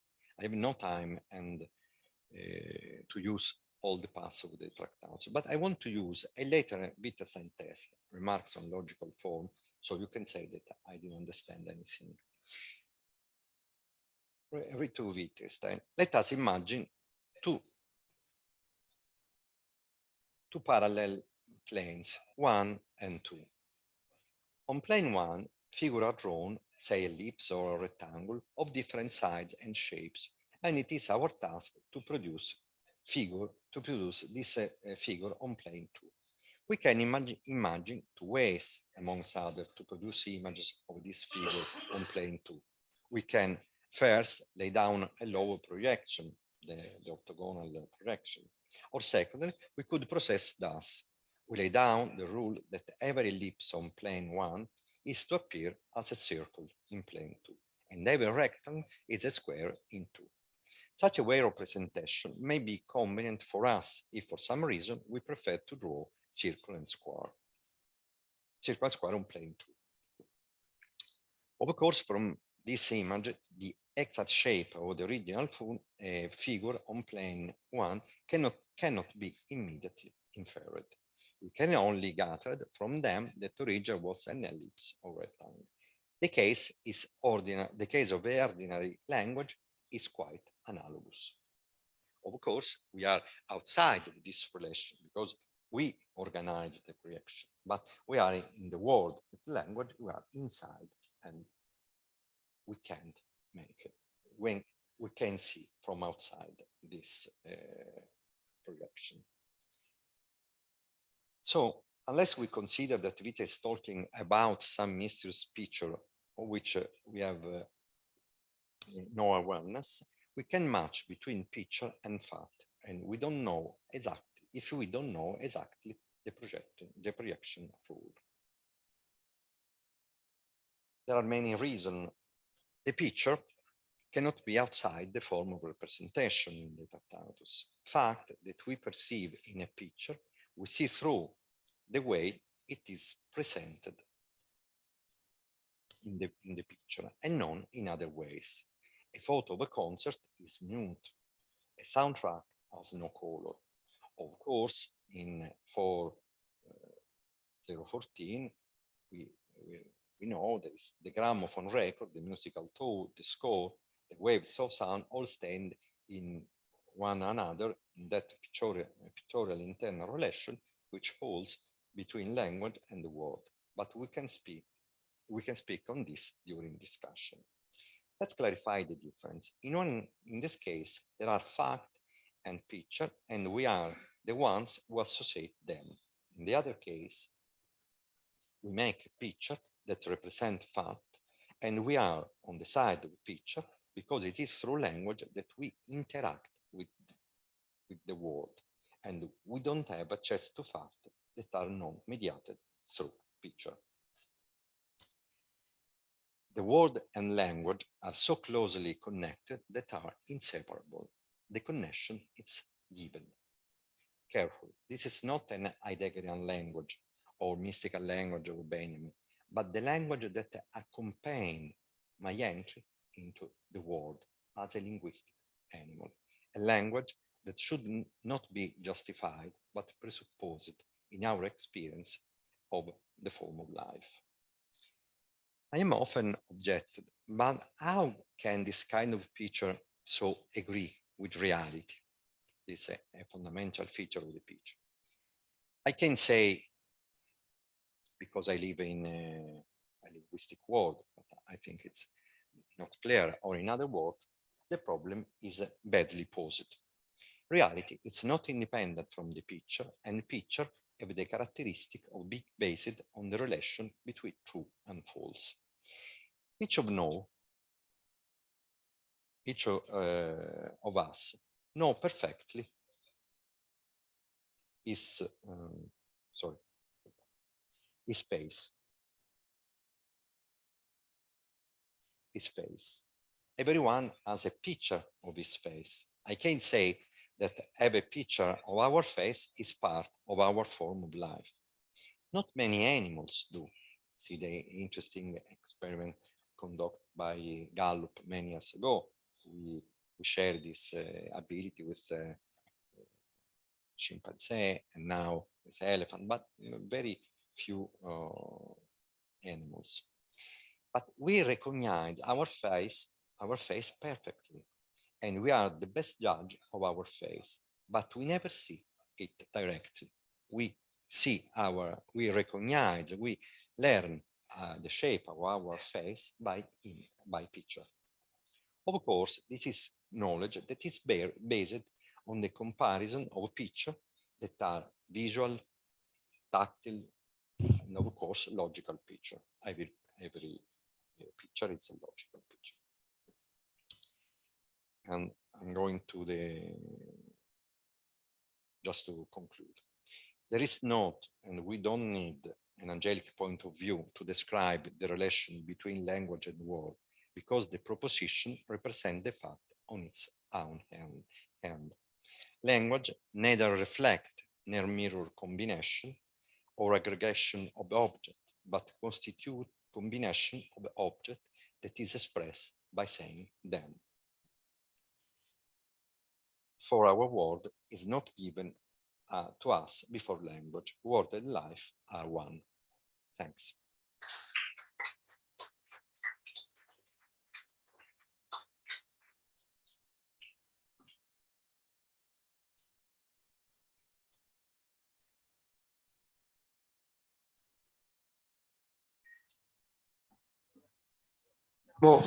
Tempo per un po' di dibattito sulle tre relazioni che abbiamo ascoltato, e quindi eccolo.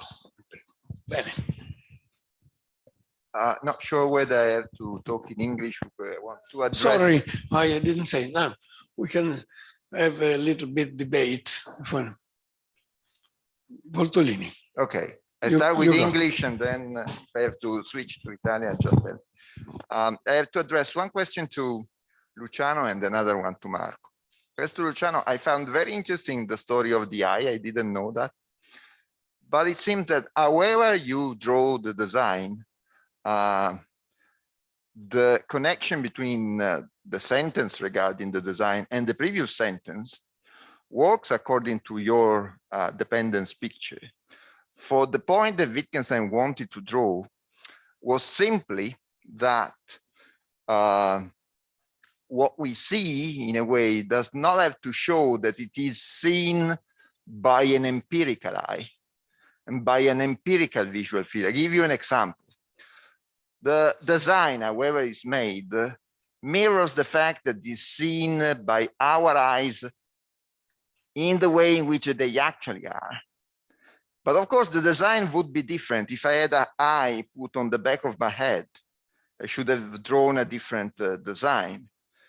And for Wittgenstein, this would be wrong. For what Wittgenstein says is, I have to show that there is a dependence of the word on a metaphysical subject, if you like, that holds independently of how are the empirical facts. This comes back to the question that I raised to Silvana this morning, that is, however the actual word is made, and in particular, however is our devices of vision are made, this is completely irrelevant for the point that Wittgenstein wants to draw. So maybe you are right in saying that, probably, or I would take it that you are right in saying that the design must not be done the way in which it is traditionally done. But the point is irrelevant for the sort of dependence that Wittgenstein wants to do.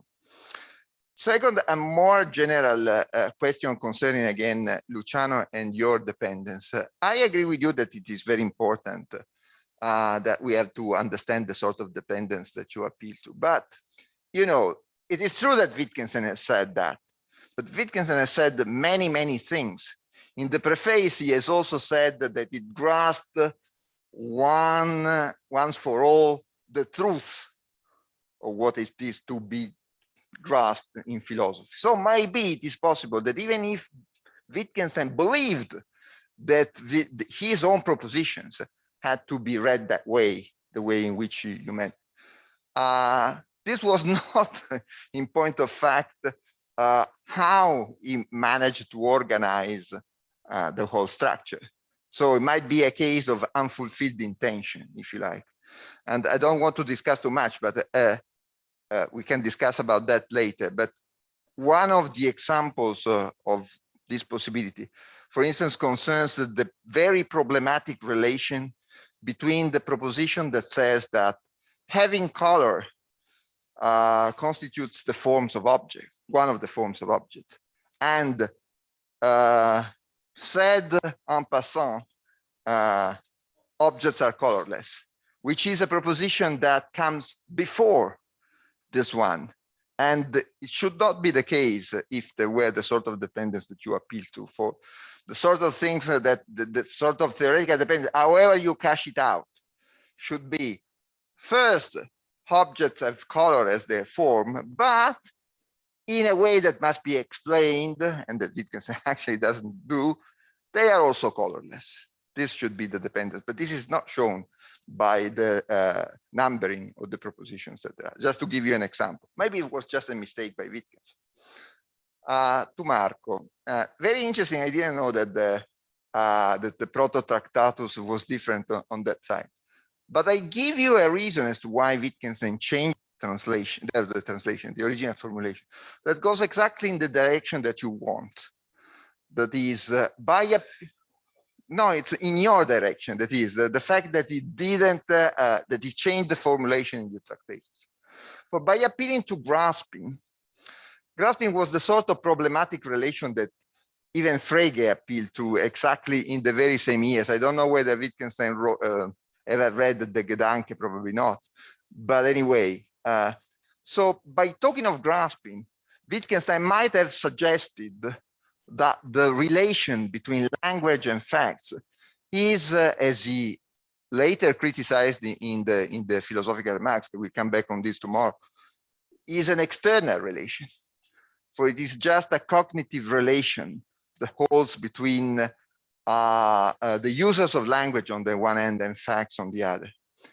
But if you want to say that in point of fact there is something more than a mere external correlation between what language says on the one hand and how facts are on the other, you have in a way to say something different. That is that language presents how facts are by the fact that language, for instance, an atomic proposition presents a possible state of affairs, and in point of fact, if the proposition is true, then the state of affairs subsists, right? So maybe there is exactly a reason as to why Wittgenstein has made this linguistic change that goes in your direction of rejecting the idea that there is mirroring correspondence and so on.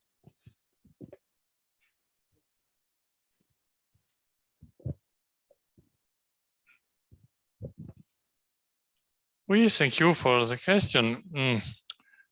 The question of say I and the visual field. I appreciate your the fact that you agree with that this is the first time that the figure is, and this is sure, and this is the point, because of course every reader, every scholar can interpret, but it's important that they can see the real text images. Your interpretation maybe is important. I think that in 5 minutes it's difficult to shift from, in some sense, it's like Gestalt shifting from a paradigm to another paradigm. Kuhn says that it's very difficult, and some persons are unable to abandon the old paradigm to pass to another paradigm. Then it's impossible now to discuss completely the question. But I think that is not indifferent because all person I read 40, 50 different comments on this picture, and all interpreters starting by the position of the eye. This is not the matter. Then it's not indifferent. This is the point. The point is to discuss about the real sense. What is this real sense? But the question is the form, not the position of the eye. Because the eye, there is not any eye. Then I don't understand that is a different. The previous statement said nothing in the field of sight allows inferring that it's seen by an eye. Then its existence, the existence of the eye itself that is posing question. Then the eye disappears and becomes, he said, shrinks into a point. Is a point and disappears. And then it's important that in this case, the question is only the form. The form is not this because it's infinite, that's impossible. Interesting. There are only two pictures in the Tractatus. The picture of the cube in positive. This is the cube, and a negative picture. You know that the question of existence of negative picture was one of the question in the important change of mind of Wittgenstein. And important that a negative picture like this is essential. One is impossible, like in this case, to offer the positive picture, because it is quite impossible to picture a visual field without limits. And then is important. The second question is more specific. I don't see now exactly the point of the text, but you, I think, first suggestion to you is forget the question of the before and after, because a picture like the tree of the Tractatus as a note before inside a page. Of course, we read sequentially the 4, 5, 6 propositions of the page, but what page comes before or after in the sequential test is simple, but in a tree is like a unique picture, complex picture, while all the things are contemporary, like a great artistic matter, or better an architectural building, and you can visit starting from here or starting from another point, but the architecture, the building is contemporary. Then the question of what came before, what came after, maybe is not so clear. But I have not. Maybe you have right in this point. Thank you. Sì, thanks Alberto. Well, I agree with you. I didn't know. I didn't know the reason why Wittgenstein changed. I remember that this summer I had an idea about this, and I thought it was a good idea, but I forgot. And I'm sure I will remember before I did. But in that moment, I have not really idea. Maybe we don't know if he read. Maybe there is a relation with Frege, of course, Begreifen. It's of course, but I don't know which is the reason. Maybe it's that that also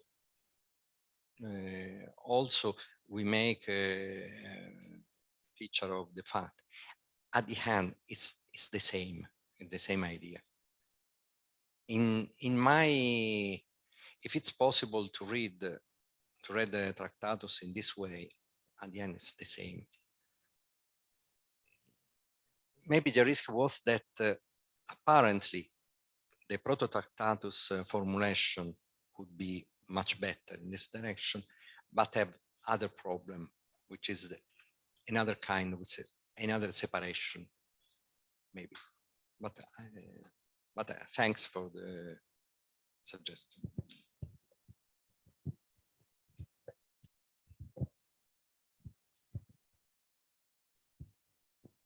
Any other question? Massimo Dell'Utri. Thank you. A question to Luciano. I think I see the point of your structural interpretation of the Tractatus, but I didn't manage to grasp why you chose just the examples you chose in order to explain it to us today.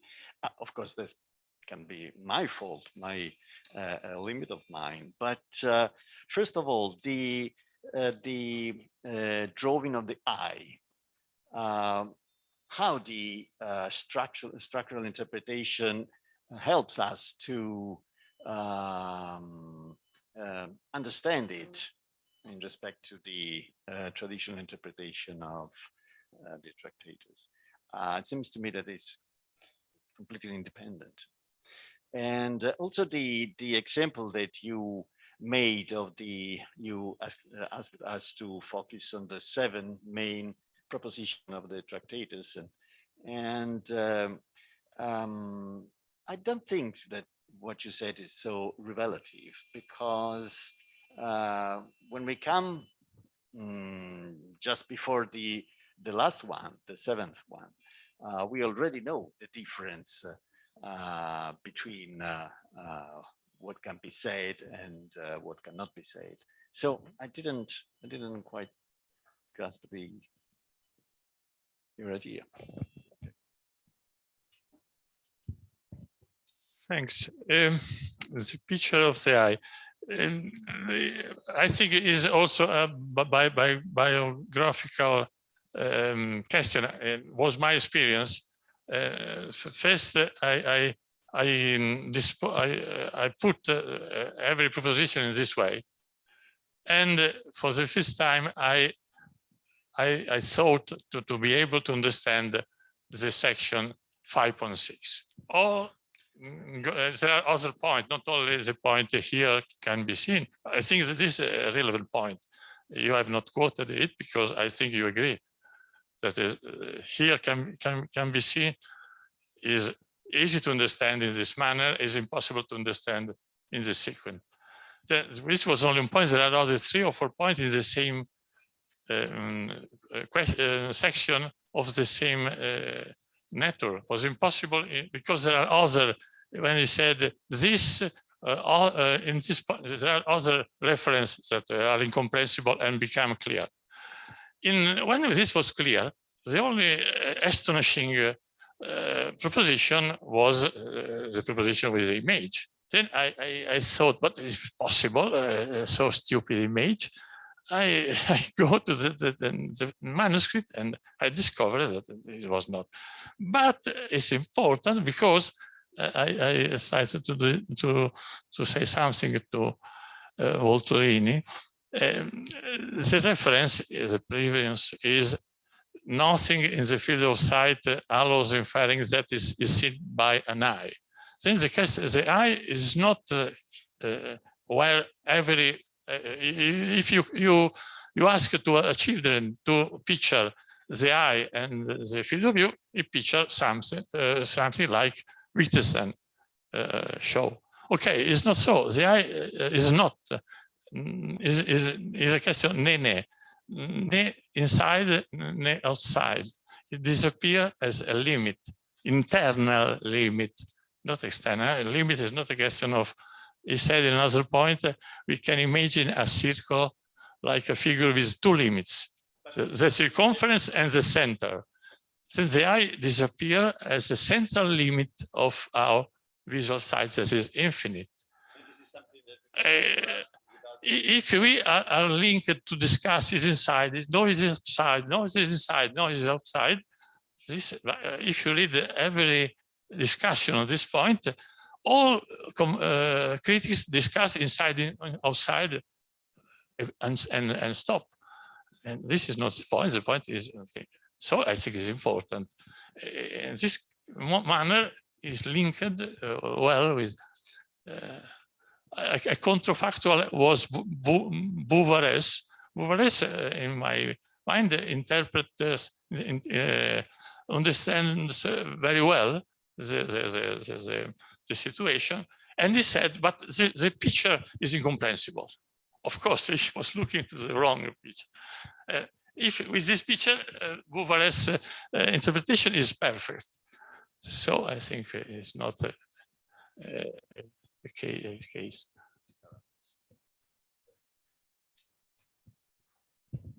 Another question?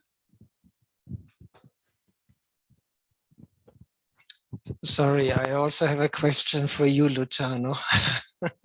And it's about the tree reading. You know, I'm an admirer of your tree reading and I've benefited a lot from it, but I wonder why should one need to say it's the real form of the Tractatus, while the sequential reading and possibly yet other readings are apparent forms?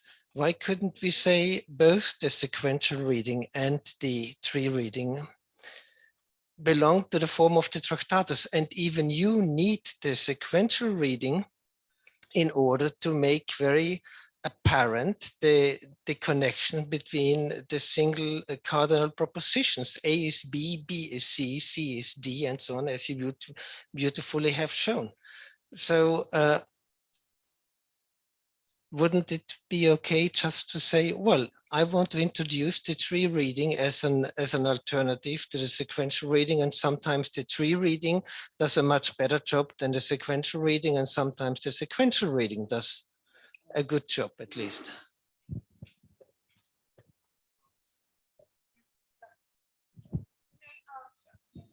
As everybody knows, I'm not a philosopher. And I know nothing about the Tractatus. No, I'm not a philosopher. I know nothing about the Tractatus, but you know, I am a logician. Now, when a logician encounters a tree, he's happy, okay?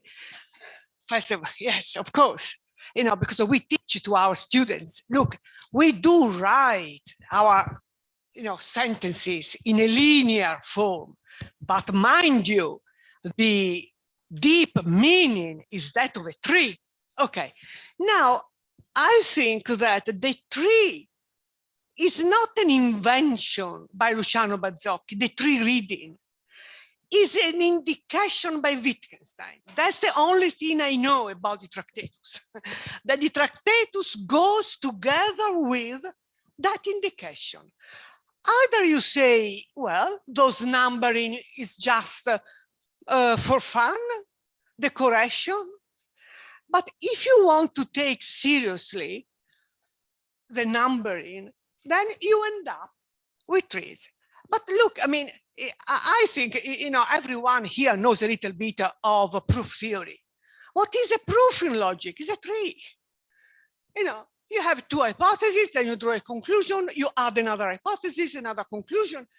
Now we can represent our proofs sequentially, but then we have to add numbers.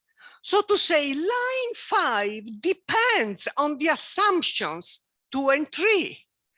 You know, I mean, instead, if we write down our proof as trees, we don't need any numbering because it is the structure, you know, it's the picture that gives you the full information.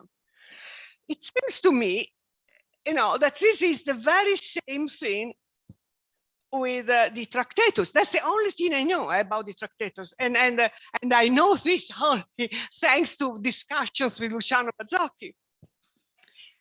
But when Luciano showed me this reading, it seemed to me so obvious, so natural. And I must say, against my philosopher's colleague, that it took, even now, it seems that philosophers have not understood how to read. Still, one has to make an effort and say, oh, look, come on. Probably, you know, most of them, they made their own careers in explaining those contradictions. And now, since, you know, it's clear that there is no contradiction.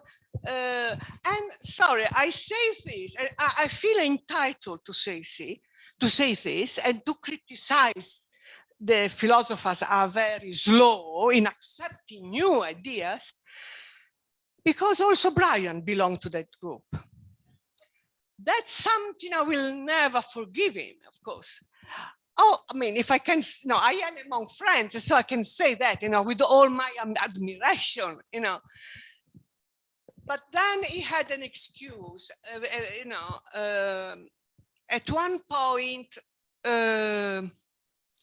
it's difficult to take a completely new road. It's a problem of physical energy. You need to be strong, you know. And probably Luciano Bazzocchi came along when Brian was not strong enough to undertake a complete new reading of the Tractatus. So, but, you know, I simply, so I don't see, you know, yeah, I am coming from the world of logic. If even a PhD student comes with a brilliant idea, everything changes immediately. I mean, we do not, you know, wait so much. As soon as you see that there is a good idea, we embrace it and we go on. Instead, the philosophers are a bit slow in that. So that's okay. But you know, all I said is all I know about Tractatus.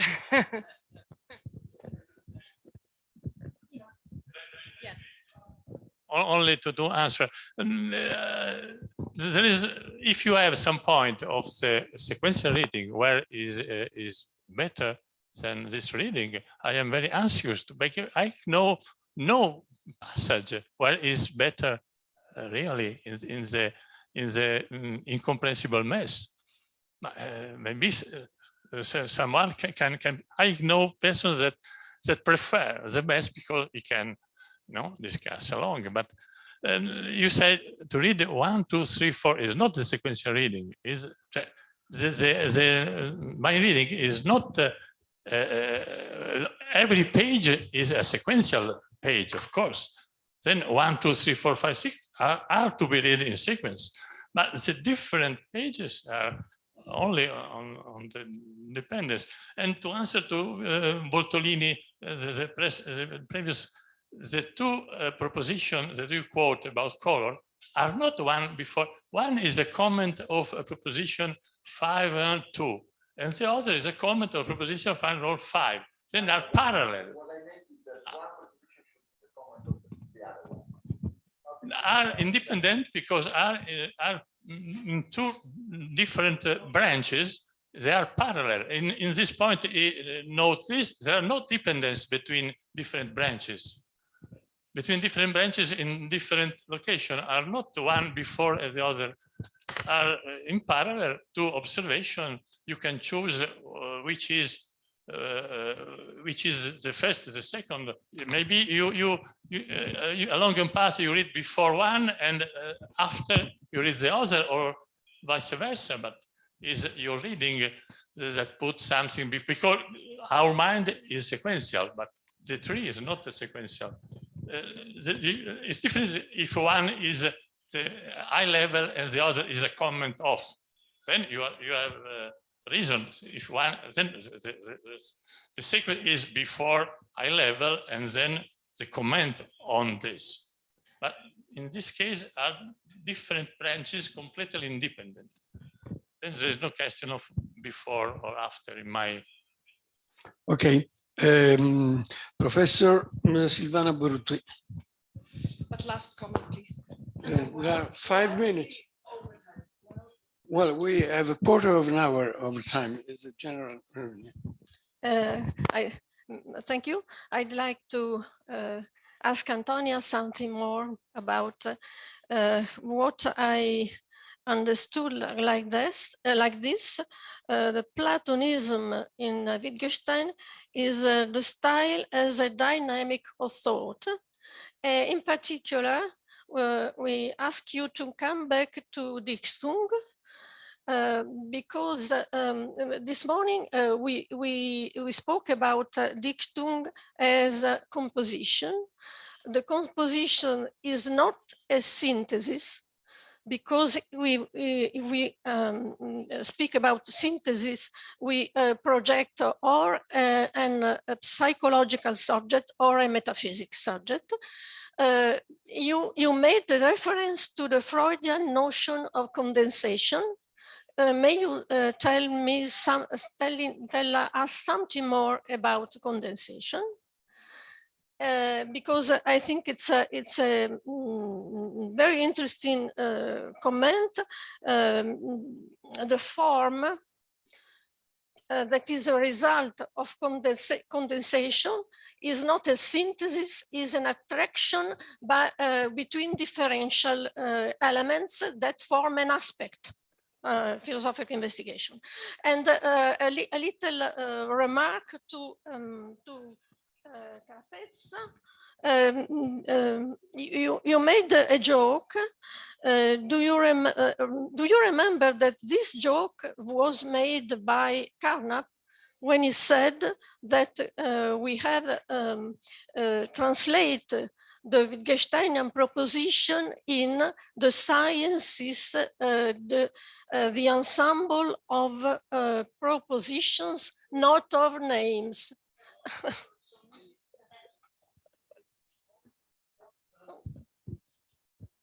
Yes, please.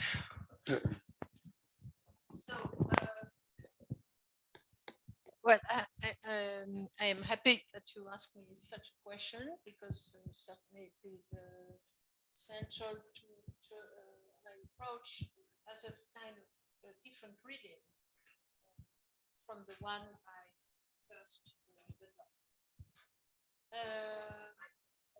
developed. Yes, I'm not audible. Yes. So back to the question of Dichtung. I wanted to stress Plato's Betrachtungsweise as yes, as the point, the question with which Wittgenstein is dealing. Yes, that is, he has to combat, he has also to understand it, and also to reformulate it. First, he has his way of expressing Plato's Betrachtungsweise, but that's of course a critique first. But then I think afterwards that it is not so much critical than a shift in style, and that he has to, as he always rewrite himself, that in fact he does not disavow the Tractatus. He says, but that's a way of speaking, that he was wrong with ostensive Erklärung, that finally he has changed his mind.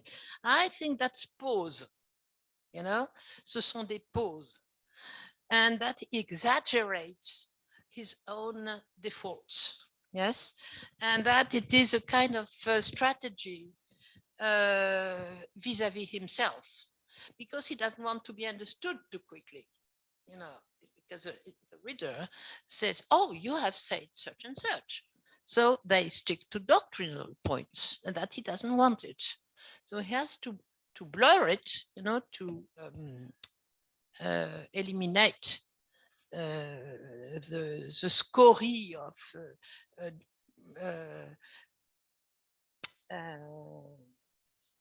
jellified, may I say so? No, of a doctrine that has been hard, that has become a hard point. Yes, he doesn't want it, so he blurs it and then he reformulates. That's really a question of style. But I don't want to take style in a literary sense, as we said to each other when we were walking here. So, of course, there is a literary problem of writing philosophy.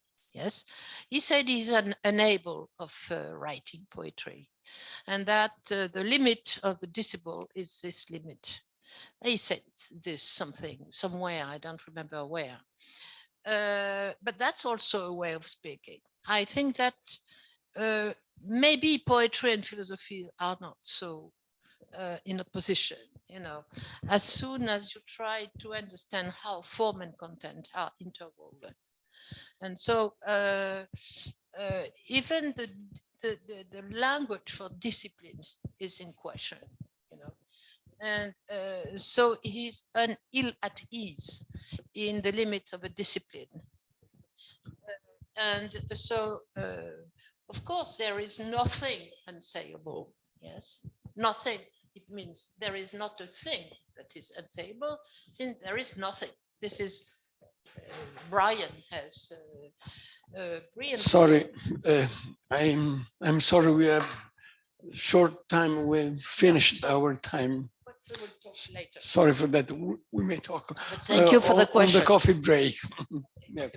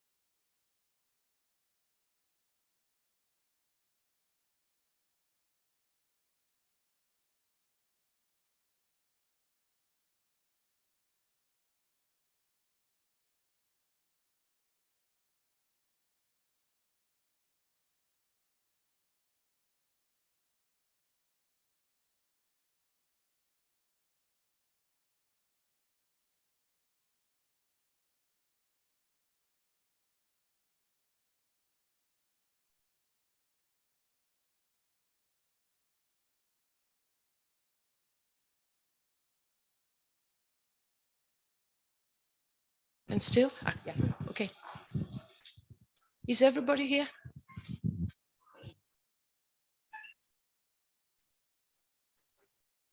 Please, Luciano, please come. Oh. Yeah. Hi. Before asking Professor Voltolini to take the chair, I just want to say the dinner by invitations this tonight starts at 7:45 latest. So please keep this in mind. Of course, the two speakers, but also all possible questions. We have to be with the private invitations at dinner at 7:45. Thank you.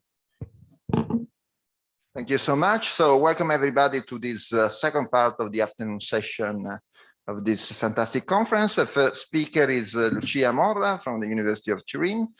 And her talk is Wittgenstein in Cambridge, Brian McGuinness' pivotal research on his conversations with Piero Sraffa and Raffaello Piccoli. Please, Lucia. Good afternoon to everybody. Thanks to the organizer of the conference, to Giovanna Corsi, and to the Austrian Forum for giving me the opportunity to join such an outstanding group of scholars in honoring the memory and works of Brian McGuinness. My talk will focus on Brian's works on Wittgenstein's relationship with Piero Sraffa and Raffaello Piccoli. And it will also sketch out some further line of research. To introduce the issue, may I propose you this homemade picture album, photo album of Wittgenstein's friends in Cambridge in the very early years of his second coming. Here we have Wittgenstein. When he arrived there, he already knew some people, Ramsay first, some dons he had already met before the war, Keynes, Moore, and then obviously he made new acquaintances. In the first place, some of his students, Drury, Lee, King, Townsend, and later Skinner. And then he befriended also some friends of his friends, in particular Piero Sraffa, and from Piero Sraffa, Maurice Dobb, and finally Raffaello Piccoli. And then later, after Ramsay's death, he befriended Lettice. He saw her some regularity, and other Don, Priestley, Lewis. Okay, on most of these relationships, scholars had already shed some light. However, the relationship with Piero Sraffa and Raffaello Piccoli, for a number of reasons, remained, let's say, mysterious until the beginning of this last century, because data became surfacing, in fact, at the beginning of this century. Brian McGuinness had always a focus on Sraffa, but because, and in fact, there were already scholars at the beginning of the 60s who started inquiring after Sraffa, after Wittgenstein remark in the opening of the philosophical investigation about his indebtedness towards Sraffa, and also on some stories Wittgenstein had told some friends of his. But Brian, I think, because of his scientific historic approach, waited to say something very concrete until data surfaced more. Well, in the first place, he wrote to Sraffa in 1966, but unfortunately Sraffa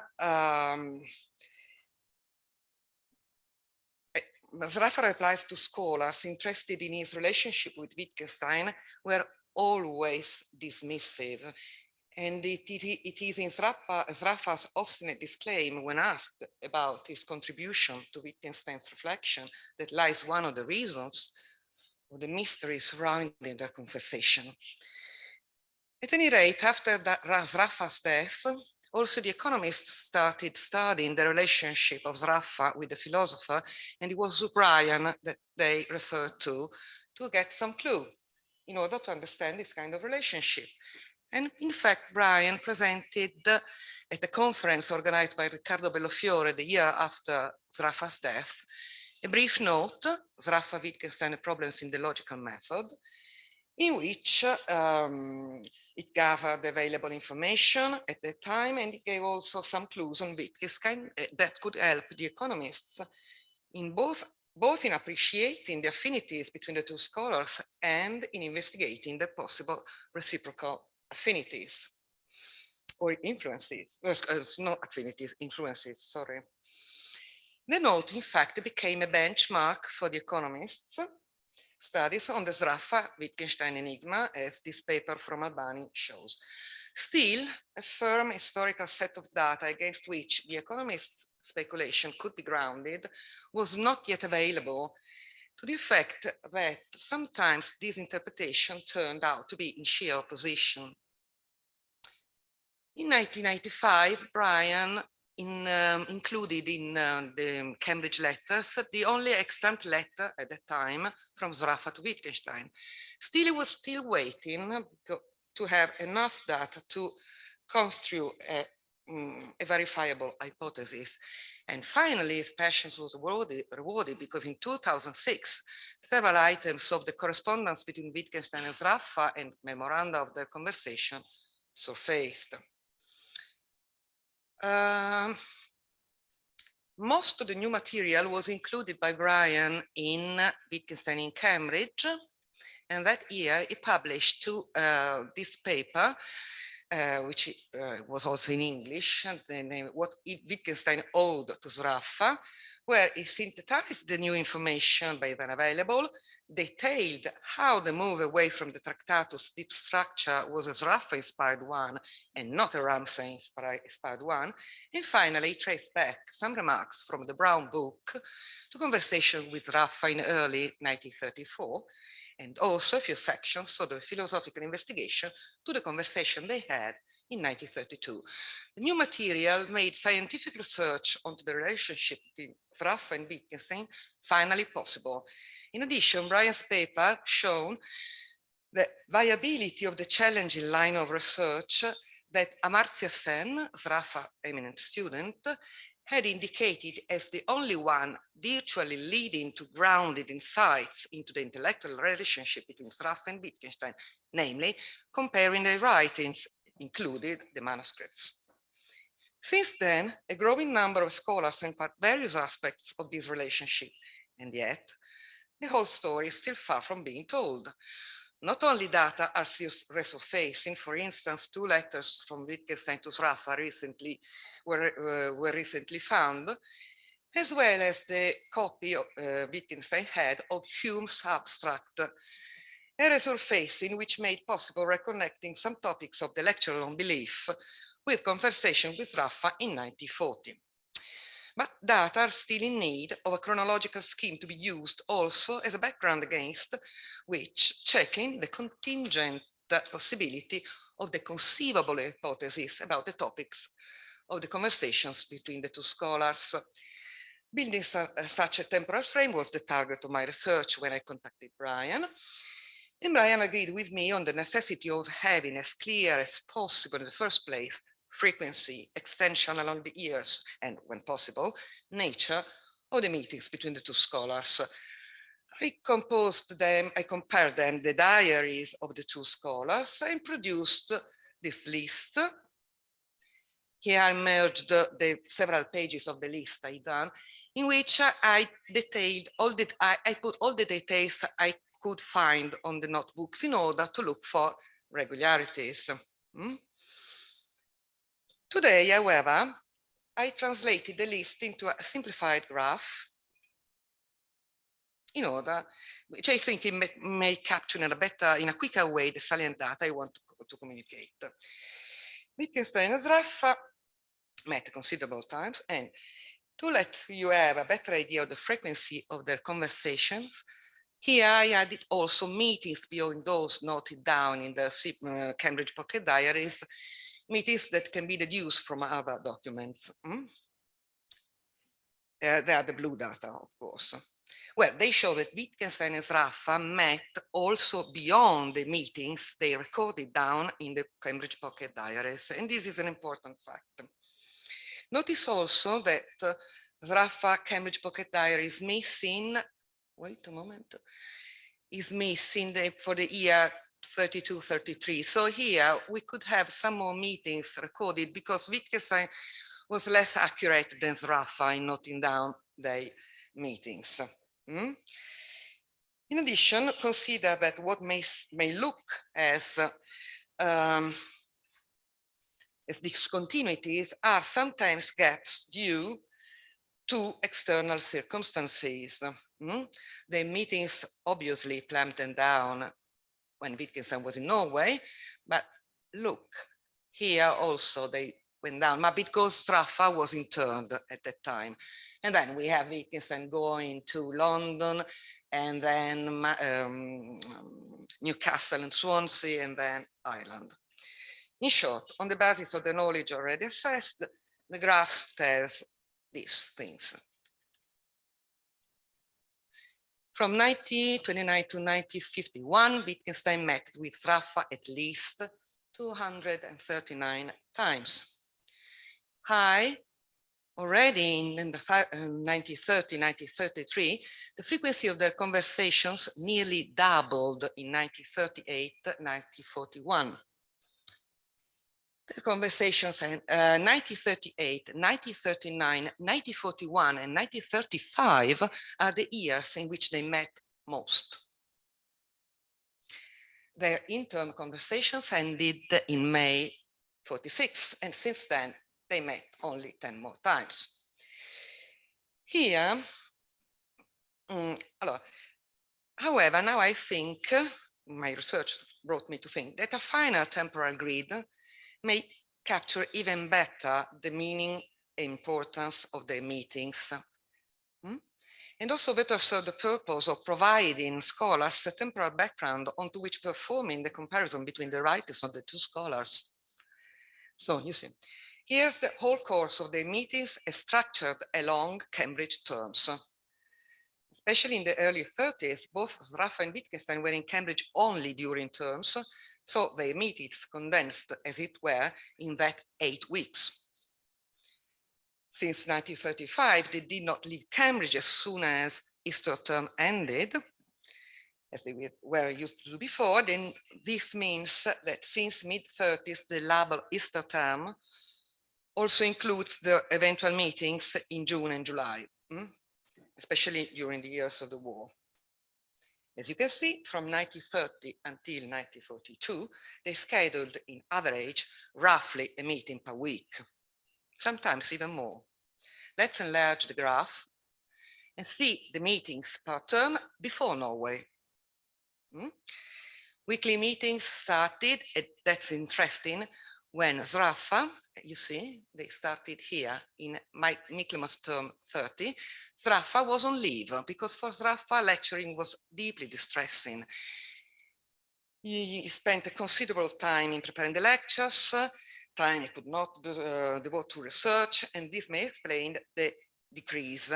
And because he was obliged to take again the lectures in Lent term and Easter term 31, here we have this decrease. But then when he renounced finally to his lectureship, meetings started again. No, let's see. Let's the list of their meetings together with the letters show resurfaced, show that the frequency of their meetings, in particular, then the intensity of Sraffa's potential influence on Wittgenstein, did not decrease from Lent term 1933 as previously held. Here we are. Because in fact, the letters show that they met probably not as frequently as before that term, but they continued to meet. The first real stop arrived, in fact, in Michaelmas term 34. But mind that conversation started again, and as frequent as before, even more, already in Easter term 35. Because then, again, in Lent term 36, no conversation. And then Wittgenstein left for Norway. Let's now consider the meetings after Norway. You see how many they are? Because when Wittgenstein returned from Dublin, weekly conversations with Raffa were immediately resumed, and they continued along the summer. The frequency became even higher in the next academic year.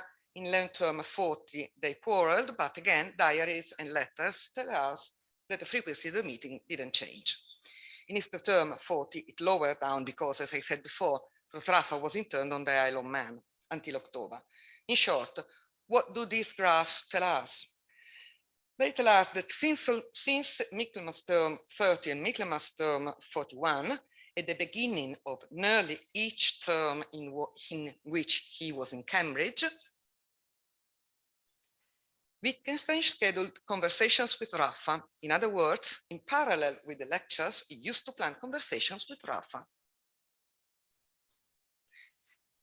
And Raffa's reserving to Wittgenstein name a slot in his lecture list from Michaelmas term 39, Easter term 40 and Michaelmas term 40 shows that both scholars perceived their conversation as a staple part of their academic life. And I think the issue can be resumed as such. In Cambridge and the long terms, Wittgenstein's thought moved, expressed itself in two dimensions, in writing and orally. In writing, we have the Nachlass, and the oral dimension is twofold in turn. Lectures, where the direction is in one-to-many, less many-to-one, and conversation with scholars one-to-one. Wait, because I lost myself. Where I am. Allora. The oral one-to-many dimension did not complete only in the university lectures, of course, and Wittgenstein conversed one-to-one with other scholars. It's not that, but I think the interesting thing that conversations with Raffa were the most continuous discussions one-to-one he had in those years. Let's see Piero's Raffa. Let's see some topics about the possible topics about the conversations that have been produced by scholars until now. You see some pictures of Raffa along. He was very young when he arrived in Cambridge, and this was the last picture is about from the 1940. Okay. What interdependence of elementary proposition, and this is chronological, I listed in chronological. They had both a discrete taste for mathematics. This is a synthesis of long works by scholars. They possibly discussed on the possibility, necessity of a physicalist approach. They discussed language and grammar, possibly. They discussed language as an anthropological activity. They discussed causality and the nature of belief. And you may see that the list, I didn't close it because, first of all, research has not been made on the years after Wittgenstein returned from Norway as much as they have focused the first period. And then data are still surfacing. And in addition, the data we already have, if thoroughly analyzed, may suggest new hypotheses. As an example of what I mean, let me show you this page of Wittgenstein diary. Here, it's October 1930. He noted down a meeting with Higgin, and the next week, he noted down a meeting with Raffa. We have Raffa page, and you see that he noted down too the meeting, but he added Wittgenstein address, Grantchester Road. Then they fixed another meeting the next week, and Raffa again. And this time, he also noted down the buses, because Wittgenstein was staying outside Cambridge, 50 minutes walking from Raffa's college. And this is something already strange, because if you see the regularities in the meetings, they never met until 1935, when Raffa was working as a librarian. Until 1935, they always met at 4 until they had to lunch with someone. So why did they meet there? At Wittgenstein house, very far from the town, and at that time, I had asked Brian, because the thing interested me, whether Mrs. Quiggy, because Wittgenstein was lodging at Mrs. Quiggy, could be the reason. And Brian showed me a letter, the extant son of Mrs. Quiggy, has written him in answer to some question he posed. And apparently, Wittgenstein didn't, Patrick Quiggy was 19 when Wittgenstein lodged at their house. And he just remembered Wittgenstein living by himself. But I am still obstinate. And so I was, before letting the thing go, I wanted to see who Mrs. Quiggy was. And I discovered that she was an anthropologist, Mary Ellison Kiston Quiggy. She was an anthropologist at the University of Cambridge. She was educated, she was a Unamite. She was a lecturer in anthropogeography and worked with Alfred Court Haddon, who was a close friend of Sir James Fraser's in turn. She was an expert on economic anthropology and in ethnology. And in 1949, she authored a survey of primitive money, the beginning of currency. Here are some books. There are the records from Newnham College. And here, she was the widow of the linguist Edmund Crosby Quiggy, who was a fellow of Keys, who prematurely died in 1920 when their third son was just a baby. That's why she started letting.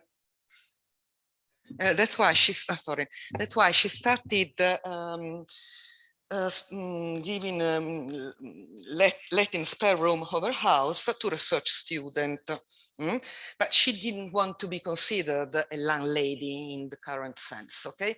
And they had very interesting people, Philip Quiggy remembered, along the years. Let's explain why Wittgenstein went to lodge there. Here is the letter Quiggy sent to Brian. So here's the house. This is my picture I made of Grantchester Road, is mine. So we know Wittgenstein lodged at her house in Michaelmas term 30. At the time she was contributing to the Encyclopedia Britannica about economic anthropology. You know, as I said before, the meetings, my hypothesis is this one. Meetings were organized for Sraffa's benefit because Sraffa was keen on anthropological issues at the time. Later on, Wittgenstein noted also three more meetings with her, but that's not the. The circumstance that Wittgenstein's interest for anthropological issues began when he lived at the house of an anthropologist is suggestive, but here I will focus on the topic on which Dr. Hinston was working at that time, because they fit well with the hypothesis I proposed you.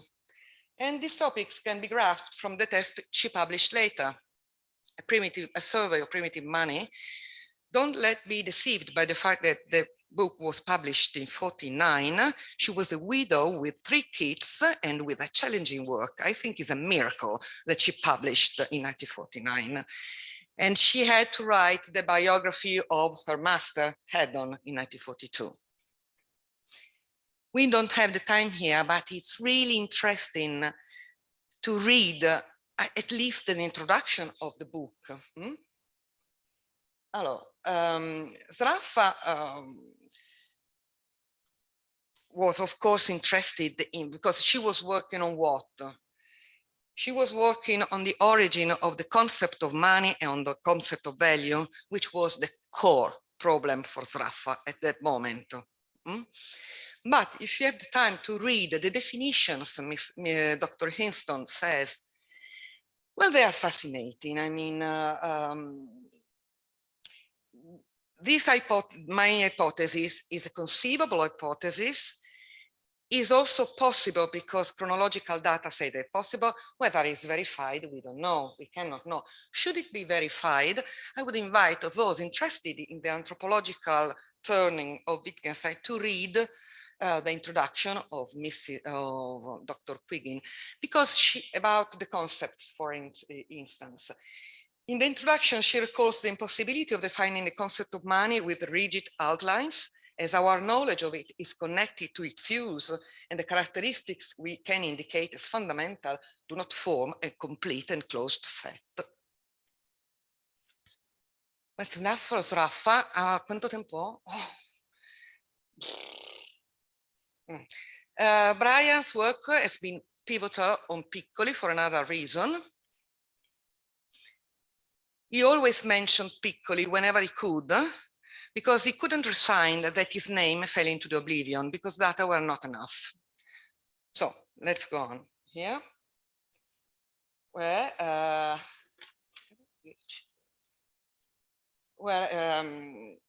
When I met him, he finally found a clue, and it was 2016.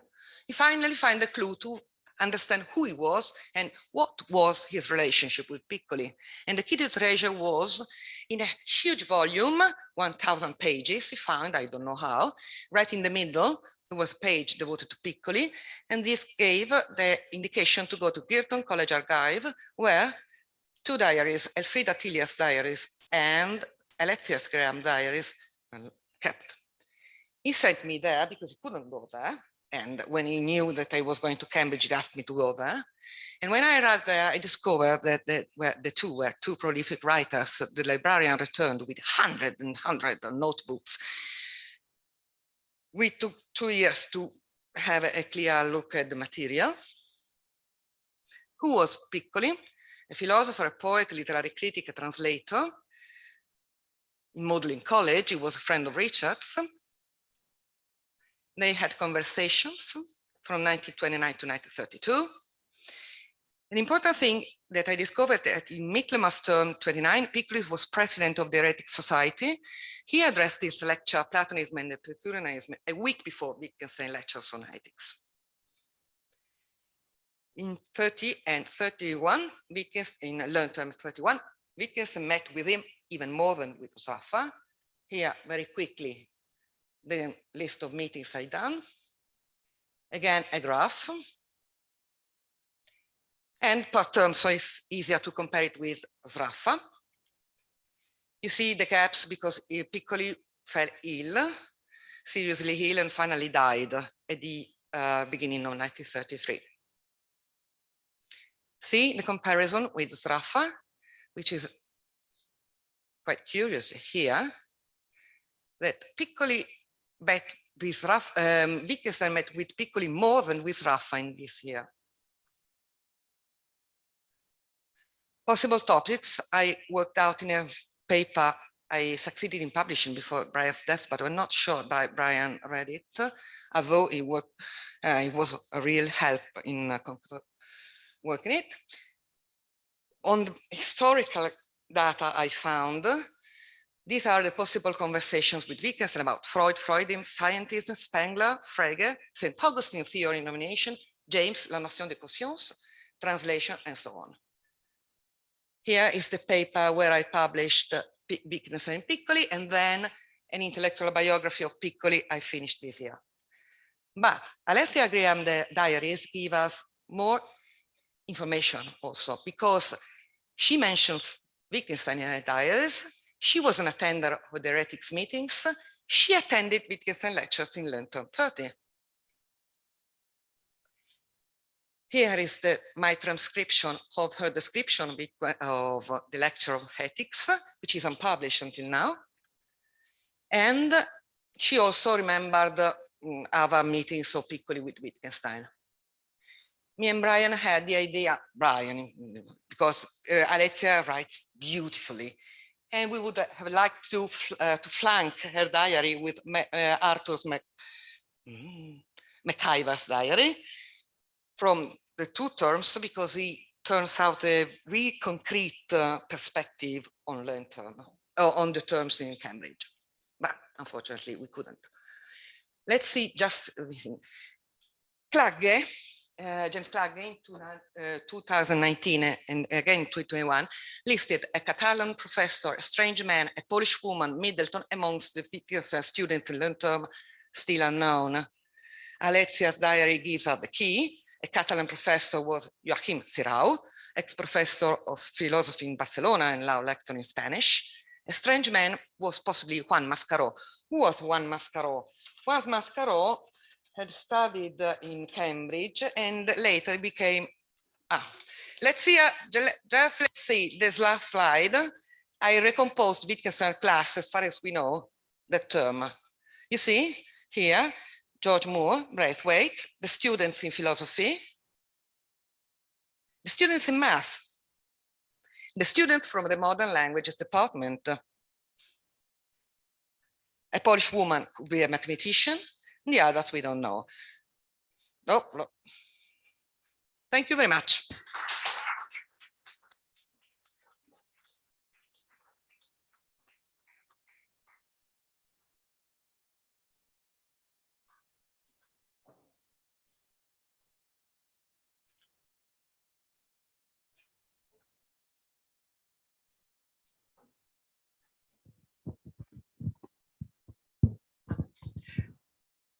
Please don't be shy to ask questions, although I'm mind blown, so I don't know where questions might start. This has to be seen 3-4 times, Lucia, before being able, because there are so many new things. Is this? No, sorry, the discussion has to be after Martin as well. Oh, I'm terribly sorry. Yes.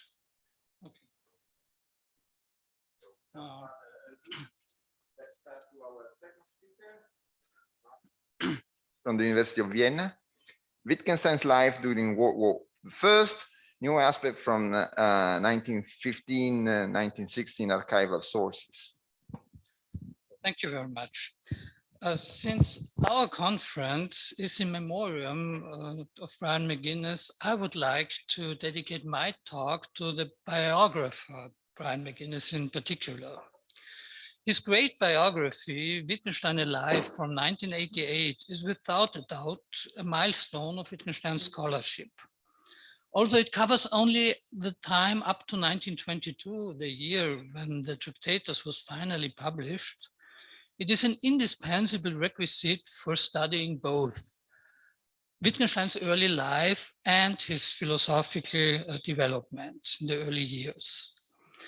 My presentation will consist of 4 parts, a very short overview over the years 1908 to 1922, a few words on McGuinness' primary sources, a brief description of what type of material I found in the archives, and finally, I want to sum up the results with some revisions and small additions to Wittgenstein's biography in these years.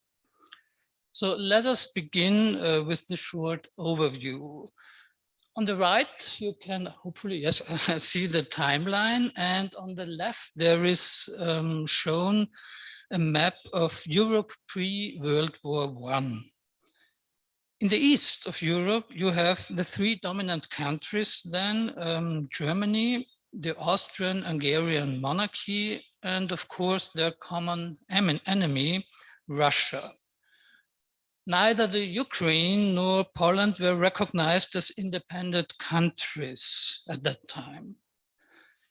In 1908, Wittgenstein had left Vienna to study engineering at the Technische Hochschule in Berlin, and he continued his technical training for a considerably long time in Manchester, performing his aviation experiments on kites there. In 1911, he met Gottlob Frege in Jena and wanted to study logic there. However, Frege suggested to go to Cambridge instead to study with the then leading man in the field, Bertrand Russell. Wittgenstein spent 2 years in Cambridge, from October 1911 till October 1913, when he escaped from Cambridge to the solitude of Norway, where he spent 1.5 years in the little village of Scholden. He wanted to stay there even longer, but during a vacation in Vienna in summer 1914, the outbreak of the war surprised him. He immediately volunteered for the Austrian army without hesitating and was sent to an artillery regiment in Krakow, but actually served on a little ship called Goblana on the Vistula, operating a searchlight on it.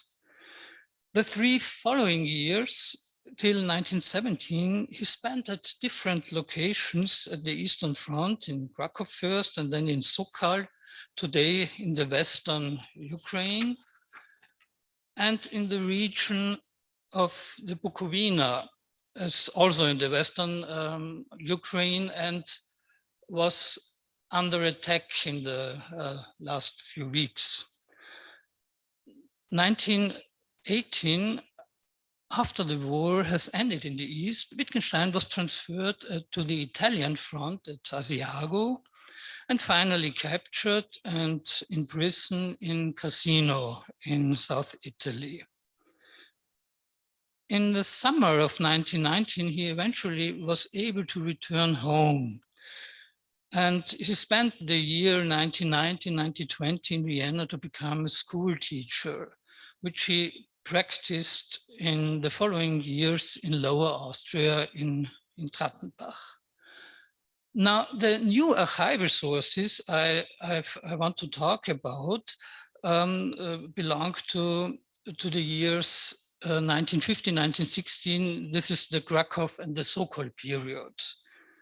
And to make visible on this diagram his work on the Tractatus, according to my reconstruction of the timeline, and Luciano's is a bit different at the beginning, Wittgenstein started to sum up his results in the so-called Prototractatus in summer 1915. And after a couple of revisions, the Tractatus was completed and dictated in summer 1918. But it took 4 more years to get the book finally published in 1922. Now, only a few words about McGuinness' primary sources for the wartime period of this biography. By far the most important items are the 3 preserved wartime notebooks that contain philosophical as well as personal remarks. Letters from and to Wittgenstein also form a significant basis for reconstructing Wittgenstein's life, and they are easily accessible and well presented in the Gesamtbriefwechsel from the Brenner archive, and I think Josef Wank will tell tomorrow more about that. And besides the use of later testimonials from Wittgenstein himself and the descriptions by others, McGuinness could, in the 60s and 70s, talk to people who knew Wittgenstein personally. And this is a valuable source also for us today. And finally, McGuinness did intense research work in the archives, especially being relevant in this talk in the Vienna War Archive.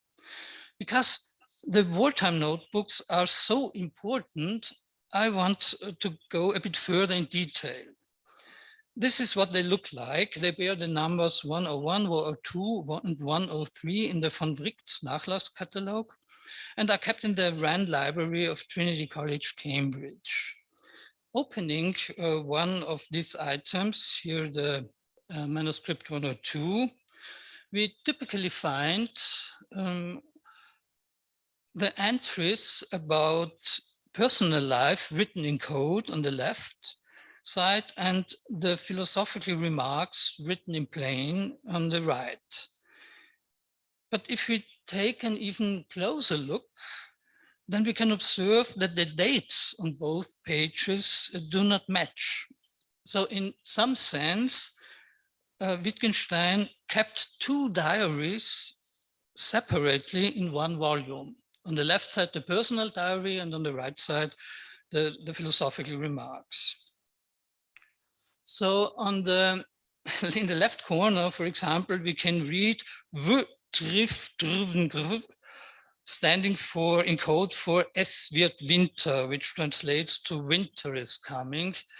The code is easy, exchanging the letters of the alphabet, a Z for an A, a Y for a B, a X for a C, and so on.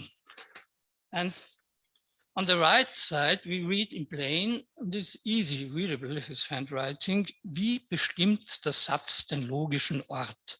How does the proposition determine the logical place? Fortunately, today we can use this tool, about which Alois, I think, tomorrow also will tell a little bit, because these pages can be studied on Wittgenstein's source in the Bergen-Nachlass edition with high resolution images, facsimile images, so that it's no longer necessary to go to Cambridge to study the items in the library.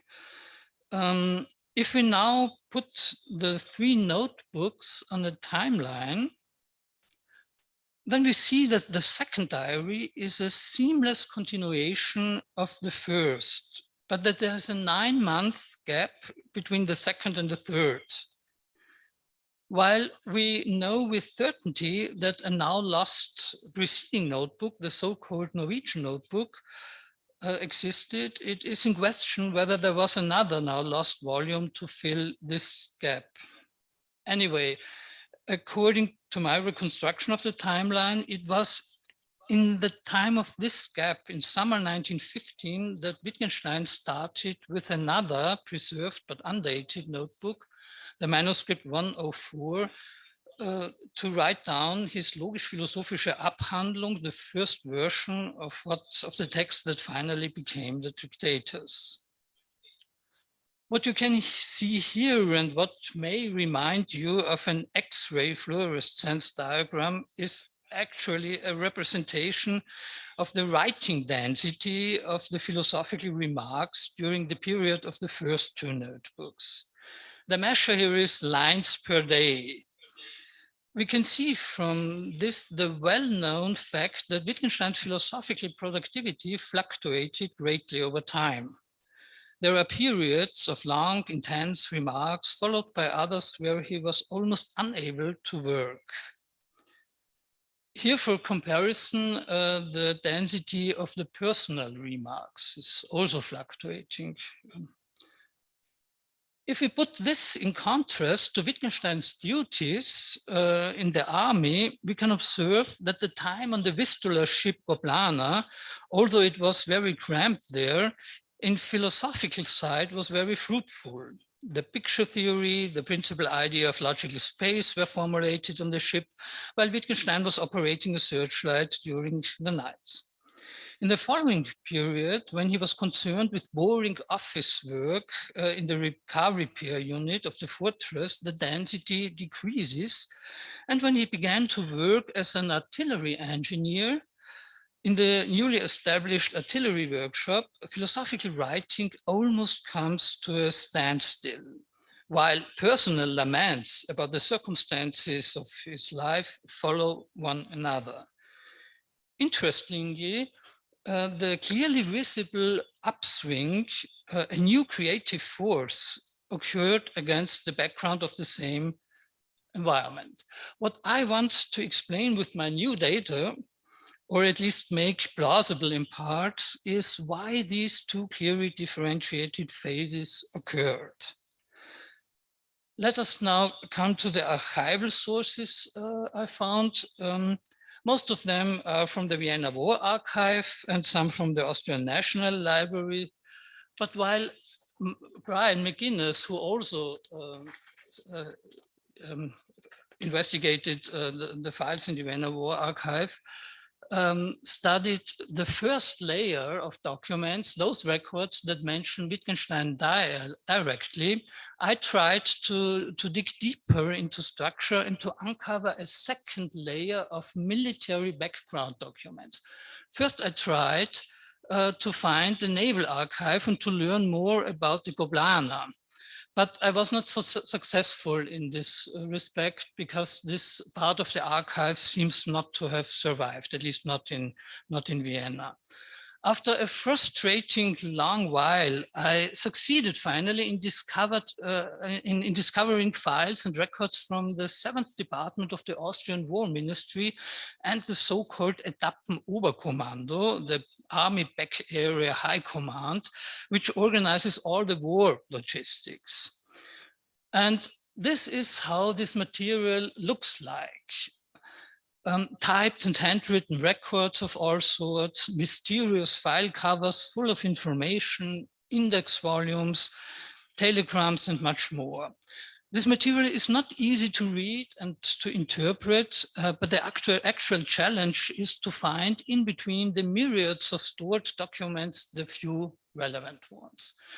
And so let me come to the results. I can only give an overview here because to go only to the most important files in detail would take several hours.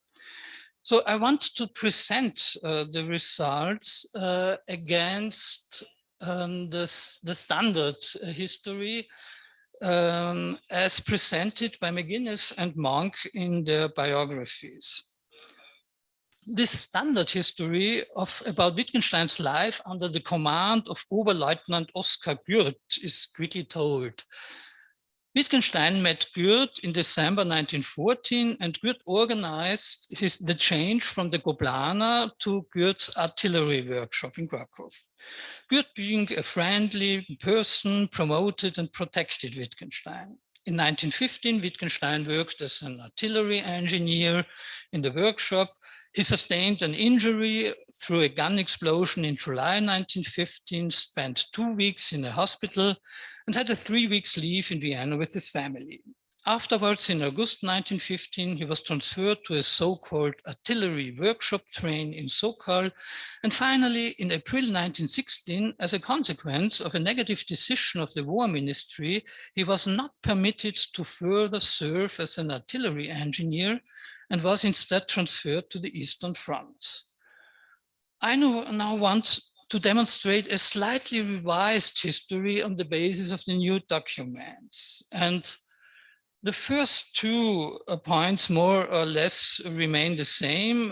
Wittgenstein wanted to achieve a transfer away from the ship at all costs and was therefore at the fortress command almost every day. And we can read in the diary that on one of these occasions he met Gürt by accident. Went to the fortress headquarters yesterday about my case. An Oberleutnant who had heard that I had studied mathematics said I should work with him in a factory. He seems to be very nice. I agreed to go, and today I was discharged from this ship. I have high hopes.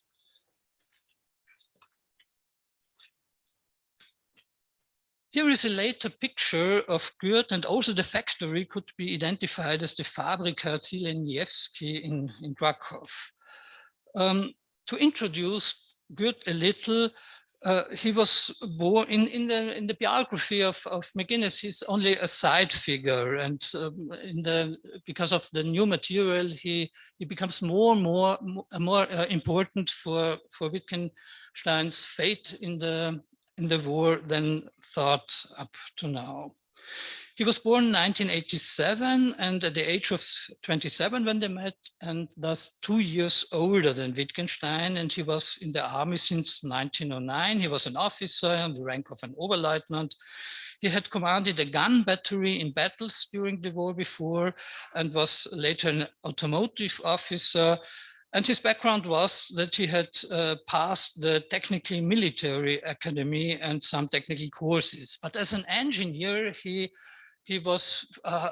Wittgenstein was far more trained, and this will become important for Wittgenstein. A little correction has to be done that in December, there was actually no artillery workshop in the fortress, but only a so-called autodetachement, a small a unit for care and repair of cars. And this meant for Wittgenstein at the beginning, boring and tiring work. So to come to the next 2 points, that Gürt was a friendly person, as also is written in the biography, was without doubt the impression Wittgenstein got in the first weeks. And also that he worked as an engineer in 1915 is correct. But this is only one side of the medal. because Goethe was highly ambitious, he tried to extend the autodetachement to a full-fledged artillery workshop. And furthermore, he wanted the workshop to be mobile and to accompany the heavy attack artillery. And Goethe used Wittgenstein's abilities for sure, but Goethe also exploited and misused Wittgenstein in favor of his own plans. Goethe's method clearly was first create facts, then apply for permission. We know two examples of this behavior, and one concerning the workshop itself in Krakow, and a second when he tried to make Wittgenstein a so-called Landsturm engineer. When Goethe had completed the reconfiguration of the workshop at the end of January 1915, he increasingly ran into serious problems. There was no official permission to operate the workshop at all, neither by the War Ministry nor by the Etappenoberkommando. Furthermore, more and more uncovered costs for the workshop have accumulated. And finally, he could not request artillery engineers from higher authorities, and that is why he needed Wittgenstein. This problem became grave when there was sent out a list of all artillery workshops in the whole Austrian army, and Goethe's workshop was not enlisted on it. Goethe immediately reacted and sent an application for retrospective permission to the Etappenoberkommando. This is a document you can see here to the right. And this document is very informative for Wittgenstein's life in February 1915. It praises the services of the workshop in the brightest colors and gives us a vivid picture of the tasks that Wittgenstein actually had to perform at that time. Rifles and guns were repaired, but also, for example, field kitchens. The application was surprisingly successful and personally approved by Field Marshal Lieutenant Franz Karnig. Karnig was the general responsible for the entire war logistics in the Austrian army. And we know today how important war logistics is in an army. And he got the retrospective permission to operate the workshop, and all past and future costs were funded. Only to keep the workshop mobile as requested was not allowed. In the second case, Goethe was less successful. In fact, in the long run, Goethe's solution became a disaster for Wittgenstein. The idea was to just let Wittgenstein wear the uniform of a non-appointed Landsturm engineer to overcome the notorious disciplinary problems with the non-commissioned officers in the workshop. They simply refused to take orders from Wittgenstein as he lacked a military rank. So the main reason for that this was a bad solution is lying in the structure of the Austrian army, which consisted of two pillars: the so-called Landwehr, the regular troops, and the Landsturm, a militia-like reserve. But because Wittgenstein belonged to the because Wittgenstein was serving voluntarily, he belonged to the Landwehr and could not hold any rank whatever in the Landsturm. So he could never be a Landsturm engineer. And this must have been clear to Goethe from the beginning. But he managed to convince Wittgenstein to wear the uniform, and the problems seemed to be solved that way, but they have never been solved in this way. And Wittgenstein personally suffered heavily from such an unclear status he had now. He must have felt like a fraud or an impostor, something that was quite incompatible with his high standards of morality.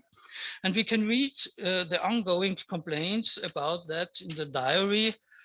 My position in the workshop is now highly unsatisfactory. Many difficulties with the crew. Talk to Goethe today about my humiliating position.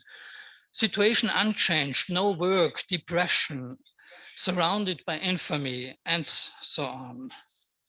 We can therefore conclude that this depressive mood caused by Goethe's decision is the main reason for the low writing density in this period. The next point in the standard history concerning the gun explosion is correct. But the following one needs a fundamental revision, and this is maybe the main point I found in the archive material. Wittgenstein in August 1915 was not simply transferred to just another workshop at another location.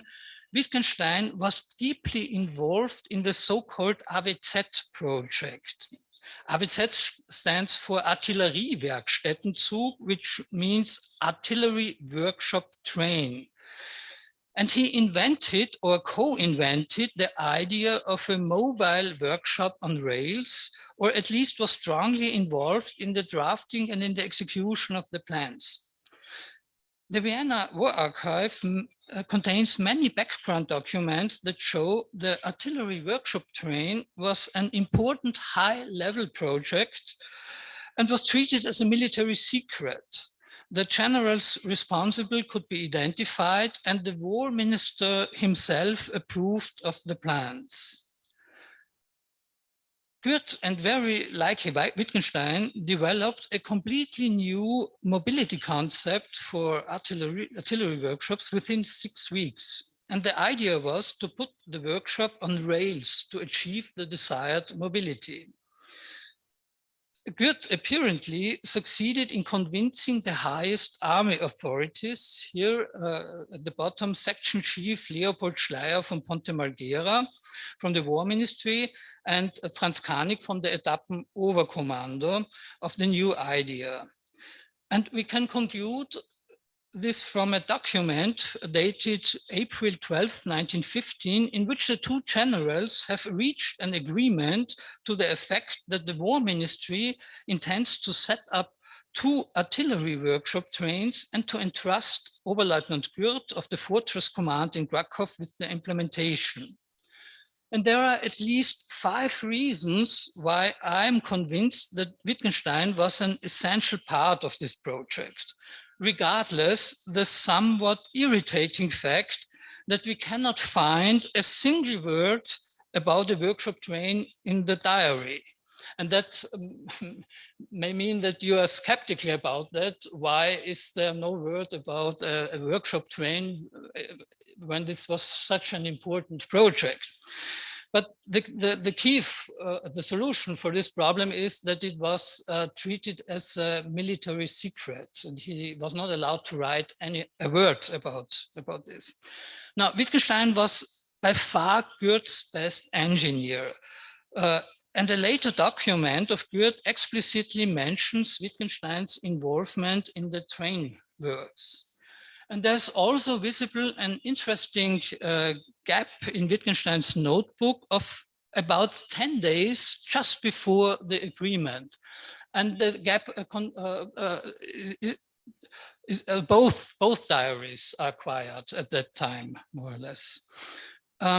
And when Wittgenstein, when Goethe left for Vienna to become part of the 7th department to prepare the great AWZ decree for the minister, Wittgenstein felt free to work again and intensified his philosophical work at the very same moment.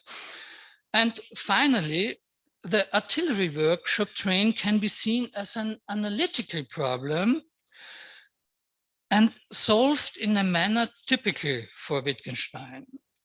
Because if you see such a workshop as a collection of entangled rooms, tools, machines, workers, and processes, represented here by overlapping colored squares and rectangles, then the first step to mobilization is to analyze these into the relevant key functions, which together ensure the proper functioning of the whole complex. And in this second synthetic step, one has to find an optimized arrangement of these key functions.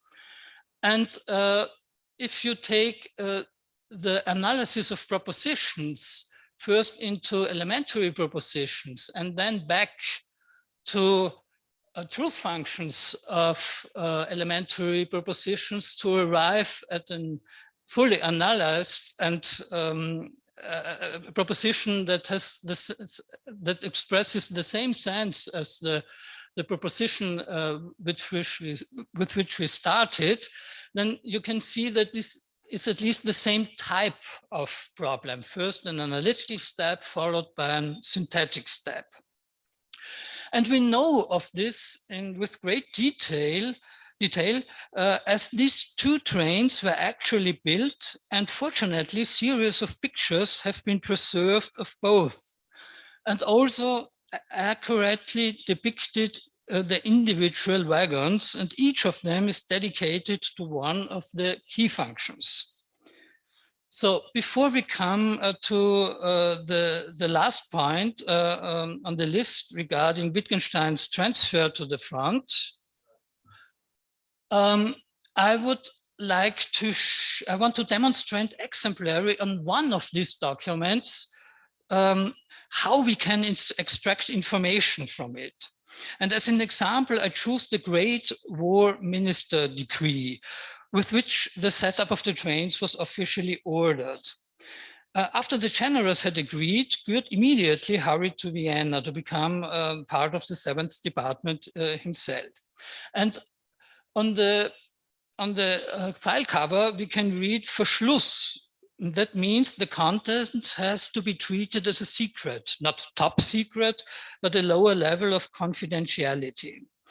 And we also see that the issue was urgent, and also the costs are highlighted for the minister in handwriting, and 180,000 crowns approximately correspond to €500,000 today. And the draft was ready for evaluation on the 24th of April and had first to be signed by the head of the 7th Department. And only 4 days later, the section chief Schleier approved, we find the signature of section chief Schleier. And finally, the war minister himself, Alexander von Krobatin, approved the decree. That a minister is signing such a file personally is a rather rare case in those days as well as today, reserved for the most important matters. Here we see the minister's signature again, and this also, the decree itself shows that Goethe was, that it was under the direction of Goethe, and that the setup happened in Krakow and not in Vienna, as I long thought. And it was under the supervision of the inspector of the technical artillery, Wilhelm Bucherner, another general, which I apologize for introducing here, but I have to, as he later will become of extraordinary importance for Wittgenstein's later further fate in the war. Please keep in mind the face of Bucherner for a moment. After the decree was sent out, Goethe was immediately sent on a 10-day official trip to Prague, Berlin, and Leipzig to get up the latest of workshop organization. And in the meantime, Wittgenstein had already been given overall supervision of the entire workshop in Goethe's absence. And what's important, a new commander, an Oberleutnant Rander, was appointed there. And there were strong tensions between Goethe and the new commander. And this sometimes got Wittgenstein into bigger troubles, as we can read in the diary. Much anxiety, I was close to tears, feel broken and sick, surrounded by brutality. When Goethe returned to Vienna, he was directly subordinated under Bucherner, and he directed the train formation from Bucherner's office with weekly instructions to Krakow. Thus, Wittgenstein had to fulfill two functions. Primarily, he had to serve Rander as an engineer for the daily repair labor. And secondly, he acted as Goethe's local representative for the train setup. in fact, an impossible position between the ambitions of both. And that put Wittgenstein under pressure of two sides. And it is most astonishing that Wittgenstein could work philosophically under these circumstances and with important progress even. For example, important remarks at the remark about the limits of my language, which mean the limits of my world, were formulated at that time in the midst of the train setup works. Beginning of July, Goethe returned to Krakow, and on the 17th of July, Wittgenstein was injured by a gun explosion, and he spent the following 2 weeks in a hospital, and lastly returned for 3 weeks leave with his family to Vienna. On August 10, Goethe took over the command of one of the now almost completed trains, and Walter Wahle became his deputy. And Walter Wahle is already known to Wittgenstein scholars from a 1917 letter to Wittgenstein, in which he tried to convince him to change to an aviation research unit. So, General Pujia finally commissioned the train and found the implementation of these trains to be appropriate of their purpose.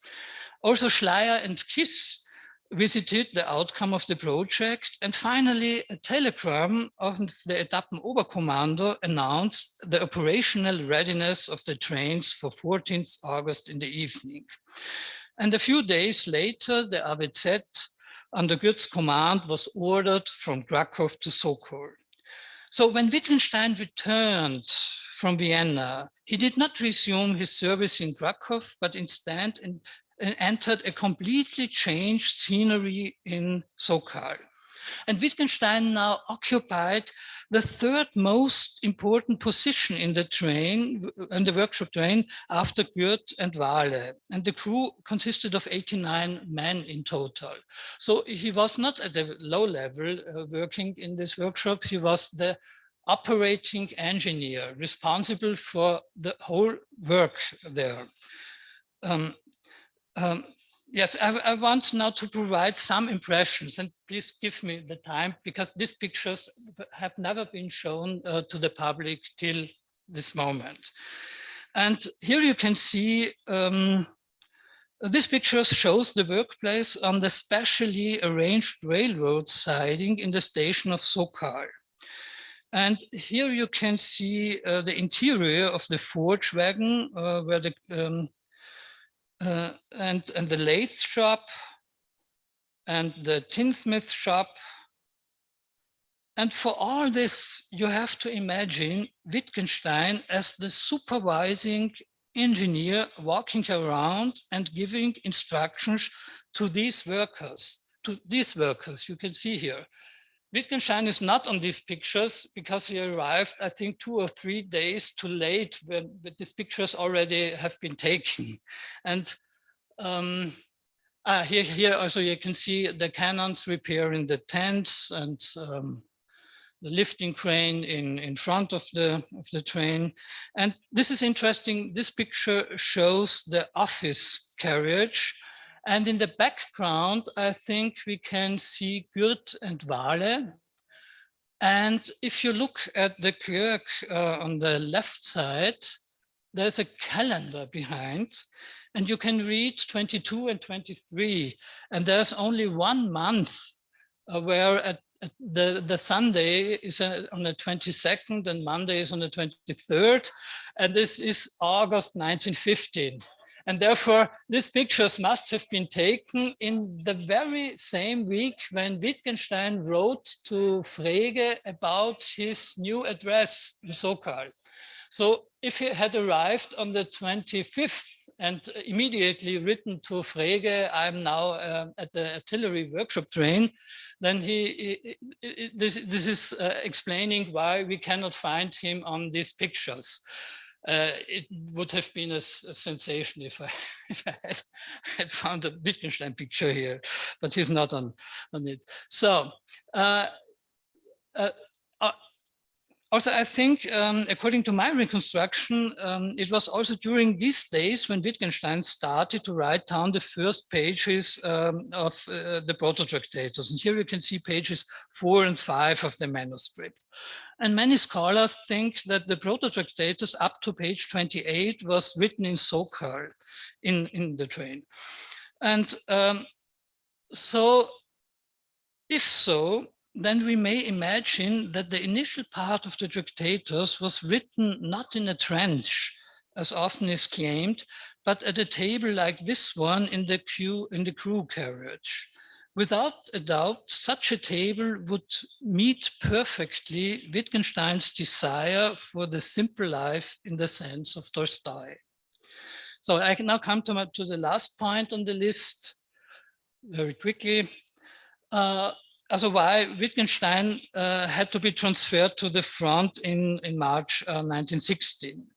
Early in September, it was officially confirmed by the army command that an appointment to the rank of a Landsturm engineer was not possible.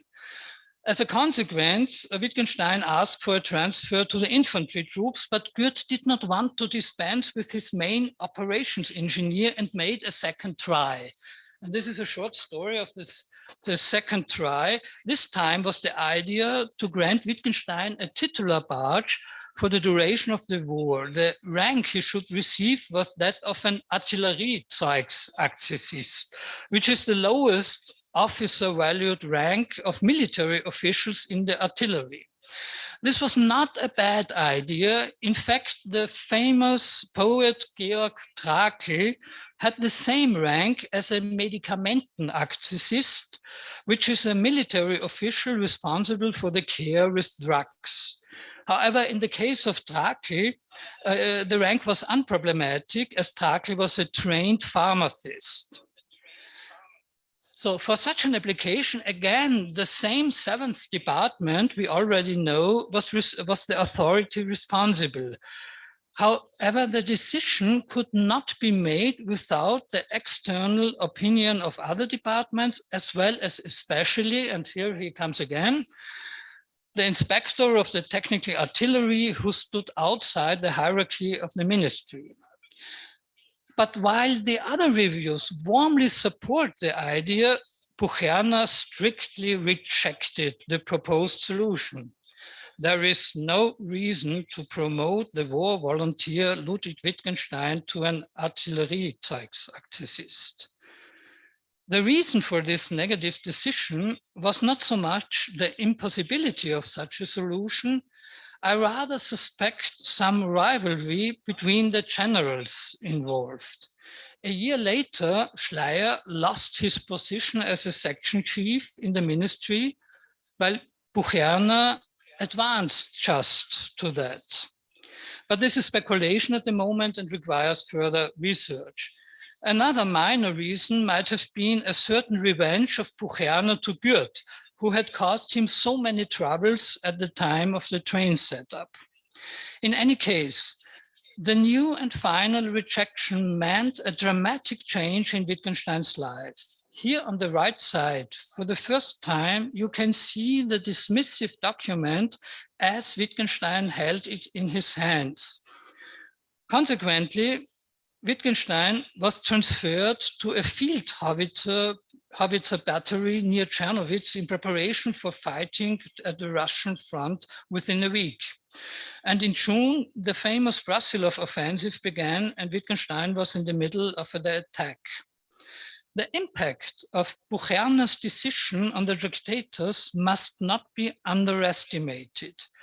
If he had supported Wittgenstein's promotion, Wittgenstein presumably would have continued his engineering career in the army because Goethe's train was operating at least till the end of 1917. He would never have made the crucial experience of the danger of life at the observation point where he earned his medals for bravery, triggering all the intense thoughts about God and life in the third notebook. He also would have met Engelmann in Olmütz.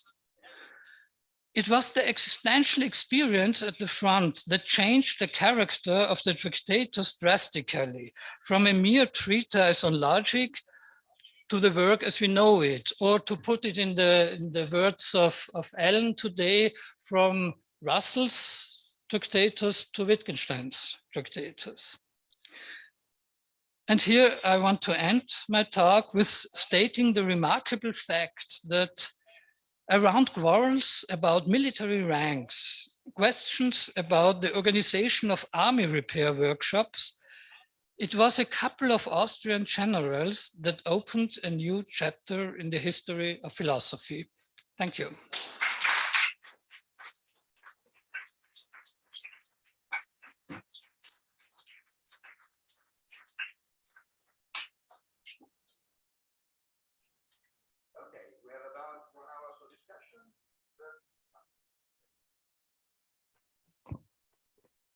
Thank you. A question to Lucia.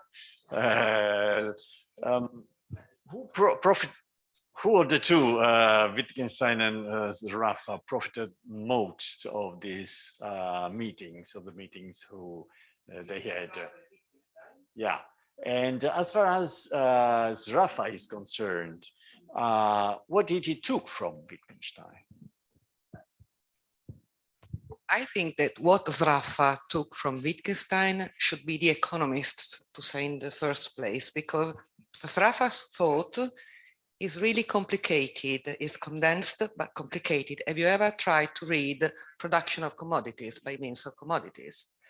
Just from the title, you are stuck if you don't have any idea of economics. So I think the important thing, because this is a story which has to be told and can be told cooperating between philosophers, knowing Wittgenstein and Wittgenstein's life, and economists. And the exchange must be a ground, a common ground, which can be chronological, saying when they met, how they met, and following the manuscripts is quite complicated. I mean, following Wittgenstein for me is, I can read the things, but to tell that I understand them is another thing. And also for the economists, it's not easy to understand Zarafa's papers. In particular, what is still lacking now is a clear chronological order of Zarafa's manuscripts, because unfortunately, his archives were still moved when he was alive. He lost his memory. And some scholars started organizing the things. But as for Wittgenstein, in order to understand how the things went on, you cannot see the publications that were made after, which are collections of things. So you have to see the Nachlass. And for Zarafa, a clear idea of the Nachlass is still arriving. So I can tell, I mean, knowing that Zarafa was keen on anthropological issues was a key for me, but we have to study Zarafa. And I asked the economists. I think they will tell us what Zarafa took. But for instance, just for one thing, they both were had read with great interest Hertz. When they met, Zarafa in 1930, I think, changed the idea of equilibrium, and the idea that is in Hertz and then is in the Tractatus. I don't remember now when Wittgenstein talks about the forces contributing to equilibrium. And this is a viable way to see if Zarafa was influenced. I mean, you have to see what could be of interest for Zarafa and what could be of interest for Wittgenstein in reciprocally thinking, I think. Thank you for this.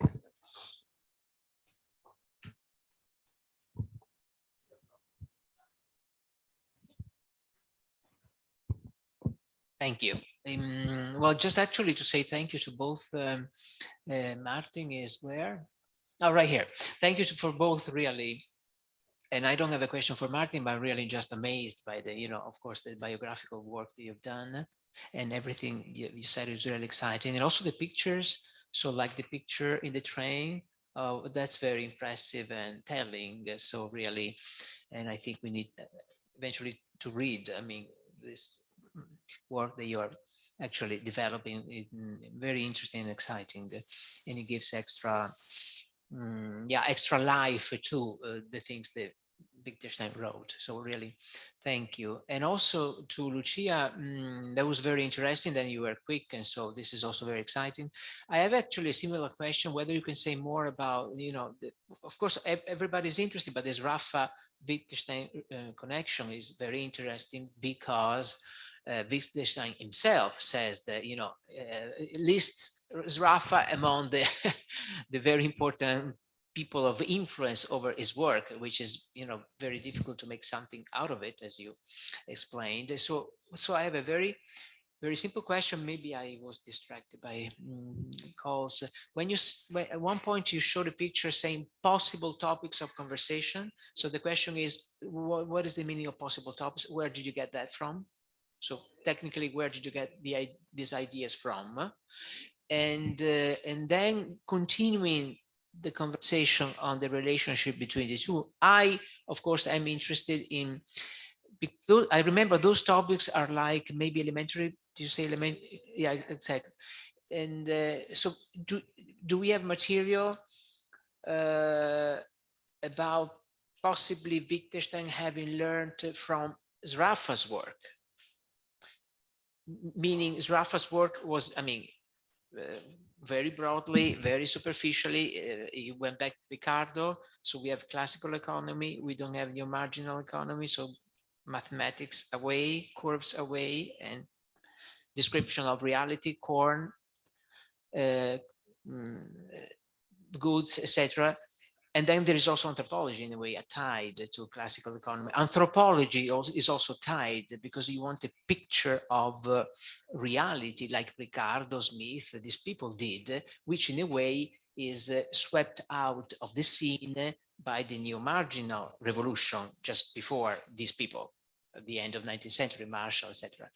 And so I wonder whether you, from the material, from this, you can say something about that. Well, I listed as possible, conceivable hypotheses that obviously are not verified because we don't, there are some places in which Wittgenstein says things that can confirm or not, some, but especially 1932, from 1932 onwards. 1931, he already recognizes that. For instance, elementary proposition. Rafa, in his first outstanding papers in 1925, 1926, criticized Marshall structure, the atomistic structure. He showed how it was impossible to work out the forces, considering two forces as analogous when they were not. And the main point, I hope to tell it rightly because I'm not an economist, is what the atomistic structure of Marshall point is wrong. You cannot forecast the behavior of the market, and in particular of each industry, without considering all their relationships. It's not, while Marshall obviously was doing something ceteris paribus, because Marshall was not a stupid one, but he fixed the idea that ceteris paribus, we can tell things are going like this. Rafa identified the first mistake in merging two forces which were different in Marshall's picture. And the real point is that this atomistic structure, which is, I start from the simple, which are people, industries, and then I grow up, but they are divided in their being, doesn't work. And this, in my opinion, fits well with Ramsey criticism. And I think, because I didn't tell it, in the first place, we have the meetings between Rafa and Wittgenstein in 1929, but there are also the meetings between Rafa, Ramsey, and Wittgenstein. And I think that Ramsey advanced his criticism and Rafa attached it, because Rafa was studying with Ramsey. Ramsey was helping him at that time for his mathematics. The second point is that Ramsey couldn't understand this diffidence against mathematics that Sraffa had from the beginning. And he couldn't understand why. He didn't like set theory and the continuous calculus. But for Sraffa, it was a political and an economic point. You have mathematics serves to explain facts and comes from facts.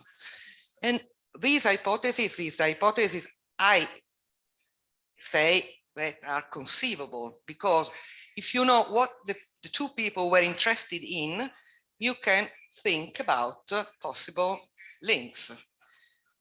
They are not verified, of course, most of them, but for mathematics, Marion has written about it, a lot of scholars have written about it.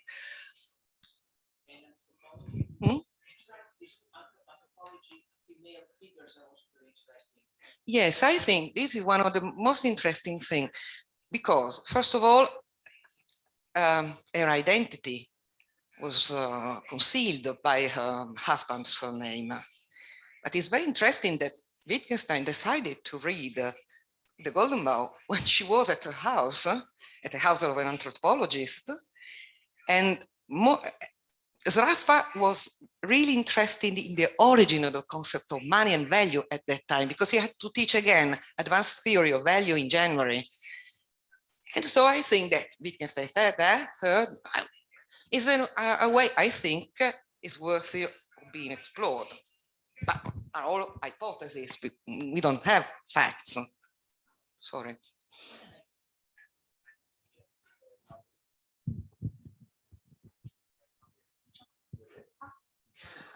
Who was first?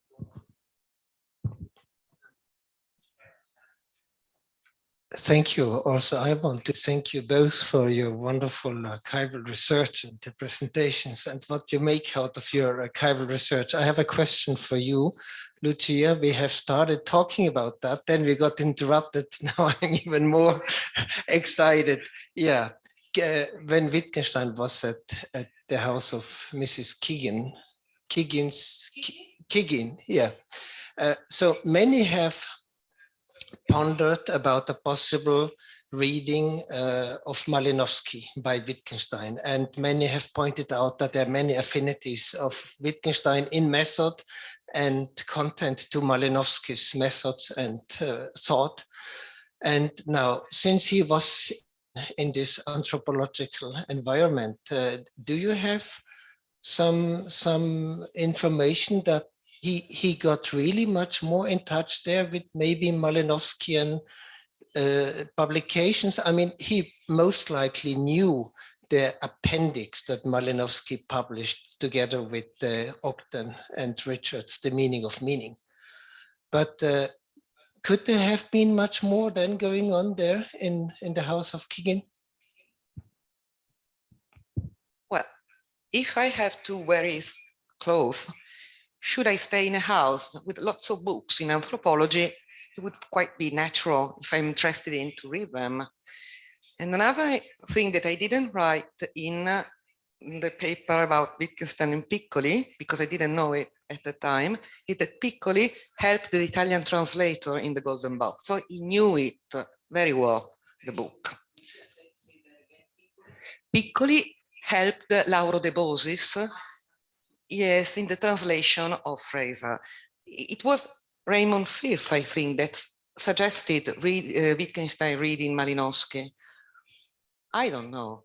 I'm waiting from Raymond Firth, the anthropologist, who wrote something in 1995. It was David Raynor who wrote me this, because we were exchanging some mails. But I remember that Firth, it was he who suggested, because Firth said, it's impossible that Sraffa was interested in anthropological questions because he was an economist, but he didn't know that Sraffa was working on this.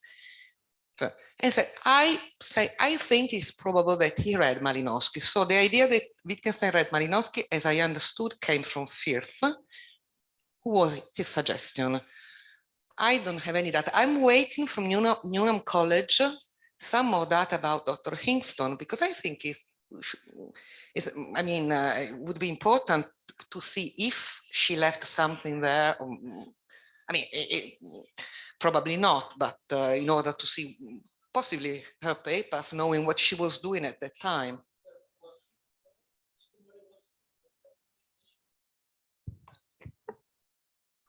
Was she referring to Malinowski in her publications? No, I didn't see it, but I have to confess that I didn't read it all, A Survey of Primitive Money, because it's a long book and I had to do other. And it's one of the projects I have, reading it all in order to understand it. Thanks for the question, because these works are quite challenging. I mean, one brain is impossible to.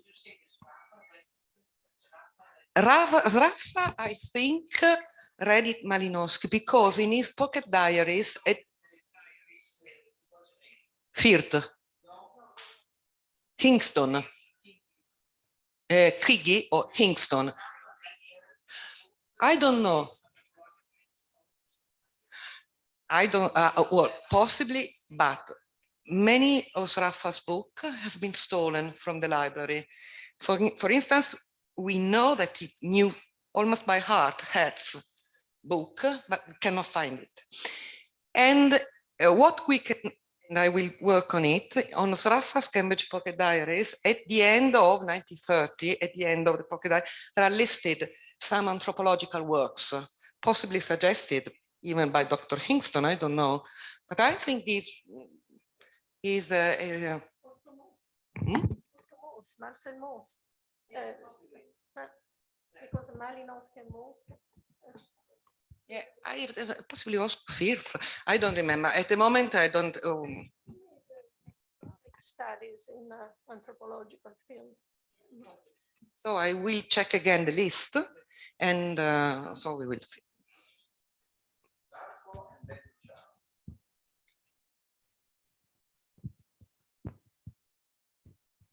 Thanks for this contribution, very interesting and really amazing, your reconstruction of my biography with also the picture. Really, thanks. Unfortunately, it's too difficult to make a question to you. We can just, yes, thanks. We hope to learn, to read in English or Italian. I have a question for Lucia, Wittgenstein and Sraffa. As you know, some years ago, Lupiparo published a book on Wittgenstein and Sraffa and Gramsci, of course. And in this book, he showed, I don't know, said, I don't know what you prefer, that the linguistic interesting of Sraffa came from Gramsci. And when you show the list of subject, some of this subject, language and grammar, or another one, were more or less the title of the Gramsci notebook. So I think, what do you think about this hypothesis?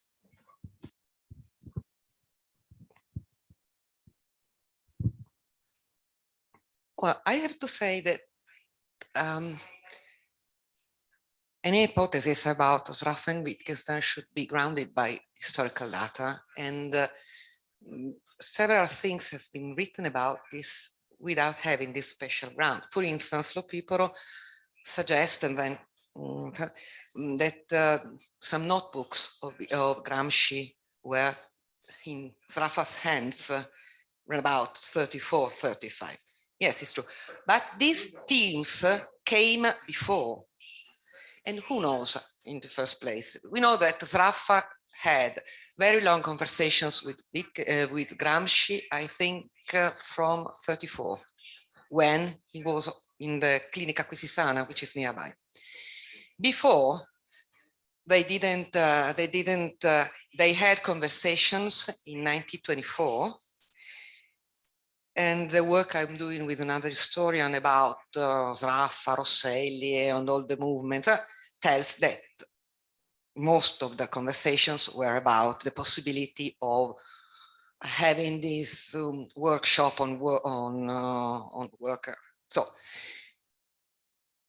I think this correct, that Sraffa's approach was similar to Gramsci, but we don't have to think that it is the same. Sraffa had his ideas. These themes were discussed by Wittgenstein and Sraffa before Sraffa met Gramsci in 1934, 1935. So I think that these were themes strictly connected with Sraffa's approach, which of course was influenced by his conversation with Gramsci in 1924, 1922, 1924, but not so much. I mean,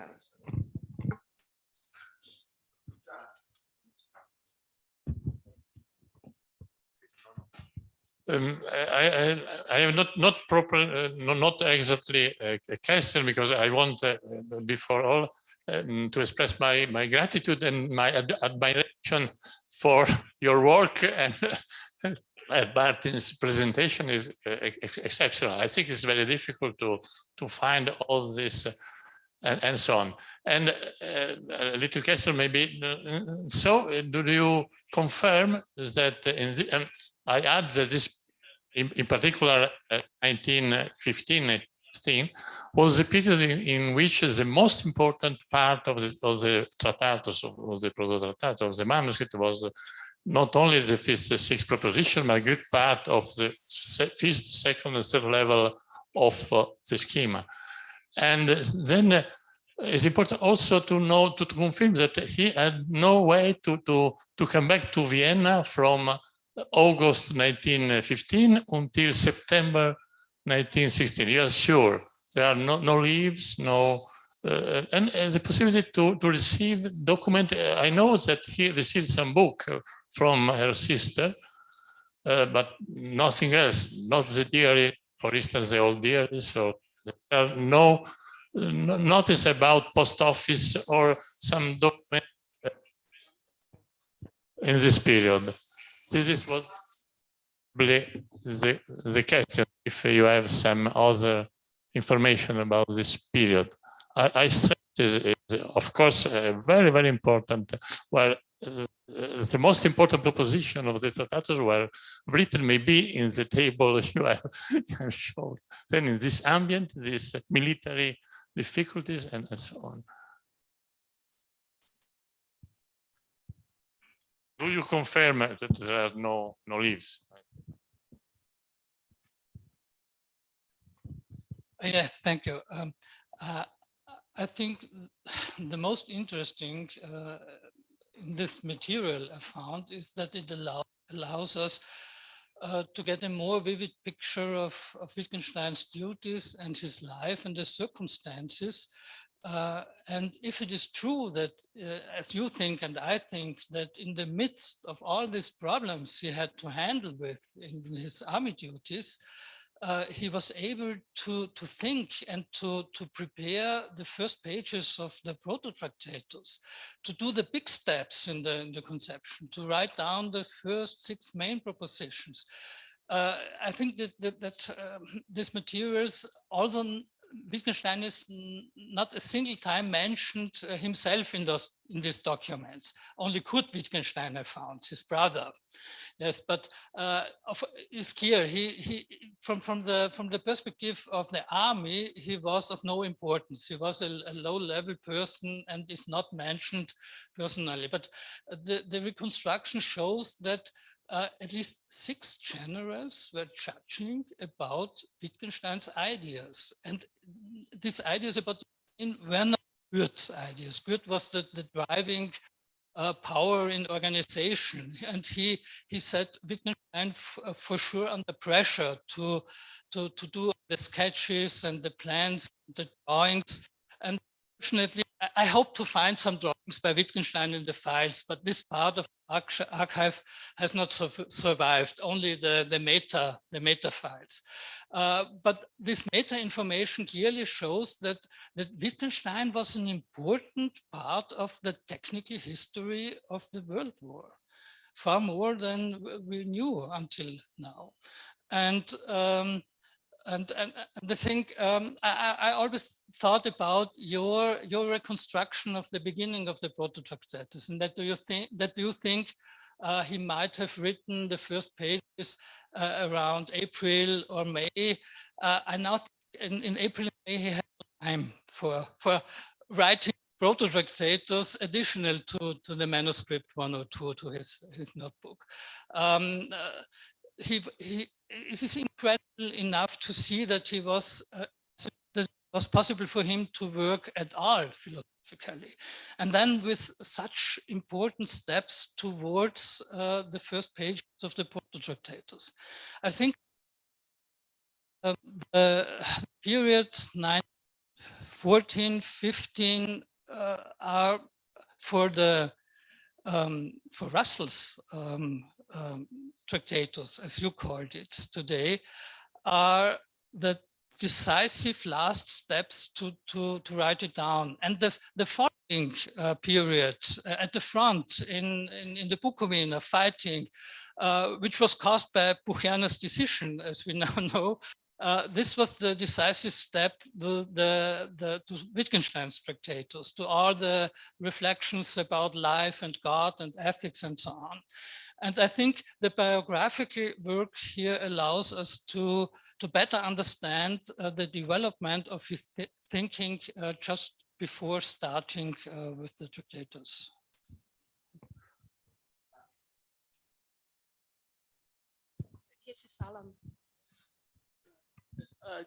Very quickly, because we have to go to eat.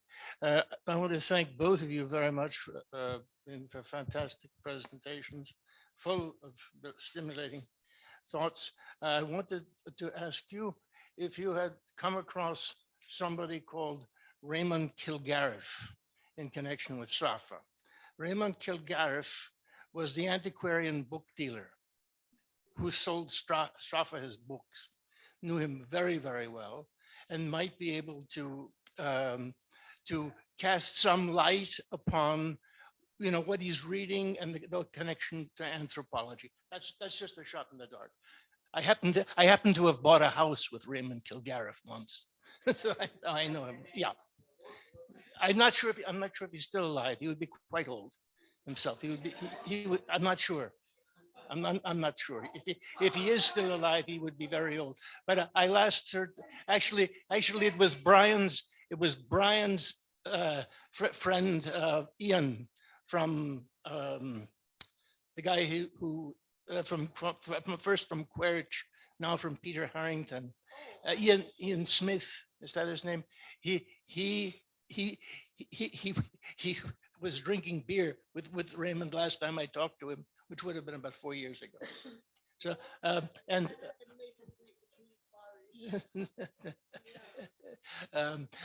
to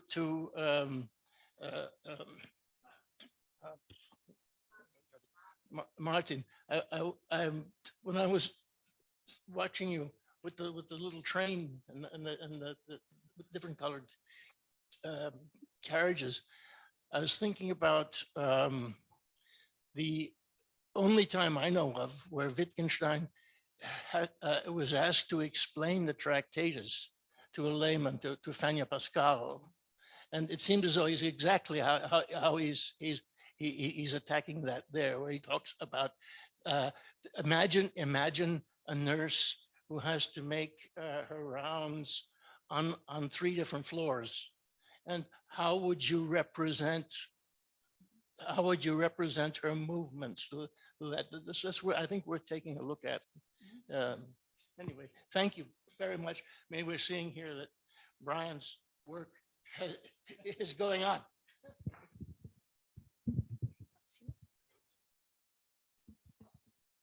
Just a quick question to Martin. We learned from your talk that Wittgenstein, after all, had very satisfactory moments during his military service. So how do you see it? Why did he keep complaining in his diaries, in his notebooks? Yes, this was this special moment when he, at the moment when Goethe needed engineers and could not request them from the higher authorities because he had no official permission, he needed Wittgenstein. But the workers didn't accept orders from Wittgenstein. And then Goethe thought, make him an officer. He had studied, and that will suffice to make him a lunchroom engineer. And somewhere he had read that it's possible for engineers in ordinary life to advance to lunchroom engineers, and Goethe's attitude was to create facts, and Wittgenstein was incredibly proud to have been to have advanced to a lunchroom engineer. And if you look at the Briefwechsel, his mother before the change wrote to the war volunteer Ludwig Wittgenstein her army postcards, and immediately she changes to the lunchroom engineer.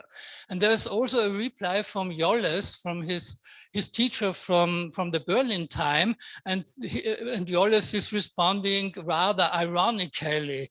He's writing, so you are a lunchroom engineer. I thought that are people so in the late 40s.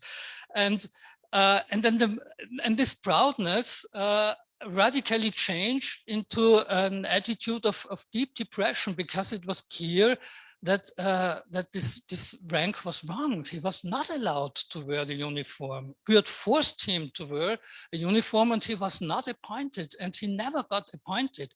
And think of Wittgenstein's high standards of morality.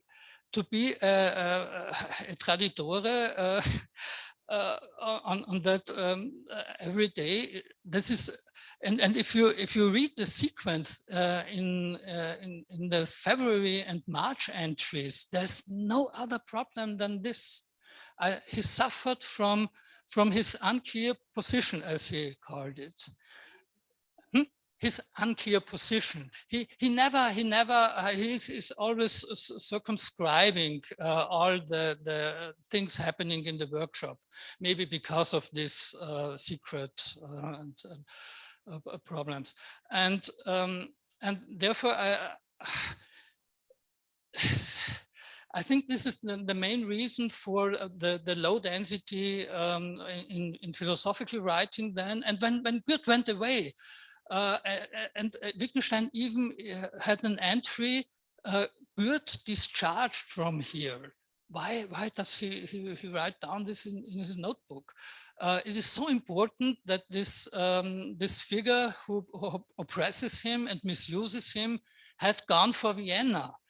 And maybe he was a little proud that his plans for the train were accepted and the train's built and so on, and he was happy and had a good mood, and then his writing also increased.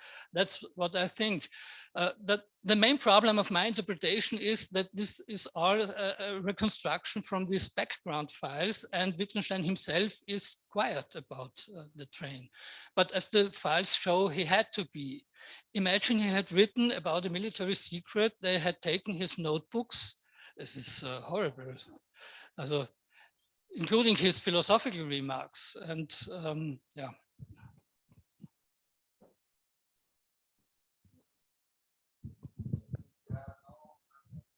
I have, if I may say something, in eigener Sache, as one says in German, in self-interest, Martin's lecture, because few of you immediately reacted that one has to read this. Yeah, it will be possible to read it in the new publication of our former exhibition catalog. It will be a book, not a catalog anymore, appearing in November in English, and much more than actually what Martin presented now, because it is reaching from August 14, from the Goplana until end of the war, in the same density and detail and many new things Martin found. It's a huge article, a lot to read. And in the context of Brian McGuinness, I want to share, because Brian called me at a point when he knew Martin's work, probably because he knew that I know Martin, and said, this man is very impressive. He has started where I stopped years ago. And incredibly impressive work. And Do you know if he will do the other wartime books? Because Martin has used in depth, I think the second, the sum of 16. Yeah. Yes, yeah. And Brian said, do you know if you will do the other war books? And I asked Martin. Martin said, oh, it's a lot of work. Martin has a job and is doing this.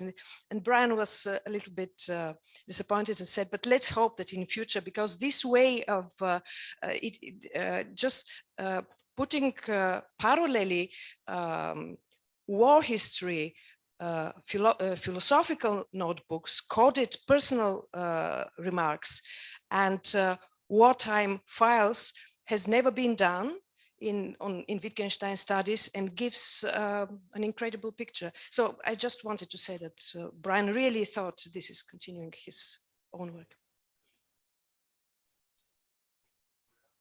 I just have a question, sort of curiosity that I want to address to Lucia, which has to do with the fact that definitely if there is something new in the investigations, is the anthropological point of view. And in particular, the discussions between the teacher and the pupil, the problem of training. This definitely does not belong to the Tractarian perspective at all. And so my curiosity is, since Sraffa is well known for having raised the anecdotal objection to Wittgenstein concerning the famous gesture, what is the logical form of this? Is there any evidence that when Wittgenstein talks about the so-called recalcitrant pupil in the investigation, the one that writes 1004, 1008 after having written 1000, adding 2 to the previous addendum, that this idea came from some discussion, the idea that there is some sort of recalcitrant pupil that has no idea of the real logical form, so to speak, in a different way. That is an idea that comes from Sraffa.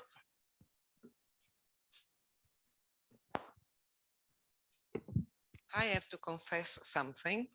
This is a very long work. I'm going on chronologically. Now I am on the big typescript. Can you imagine when I will arrive at the philosophical investigation? It will take me some time. I have to think about my health in order to arrive. And when I will arrive, I will call you. Please remember me the question. Thank you very much.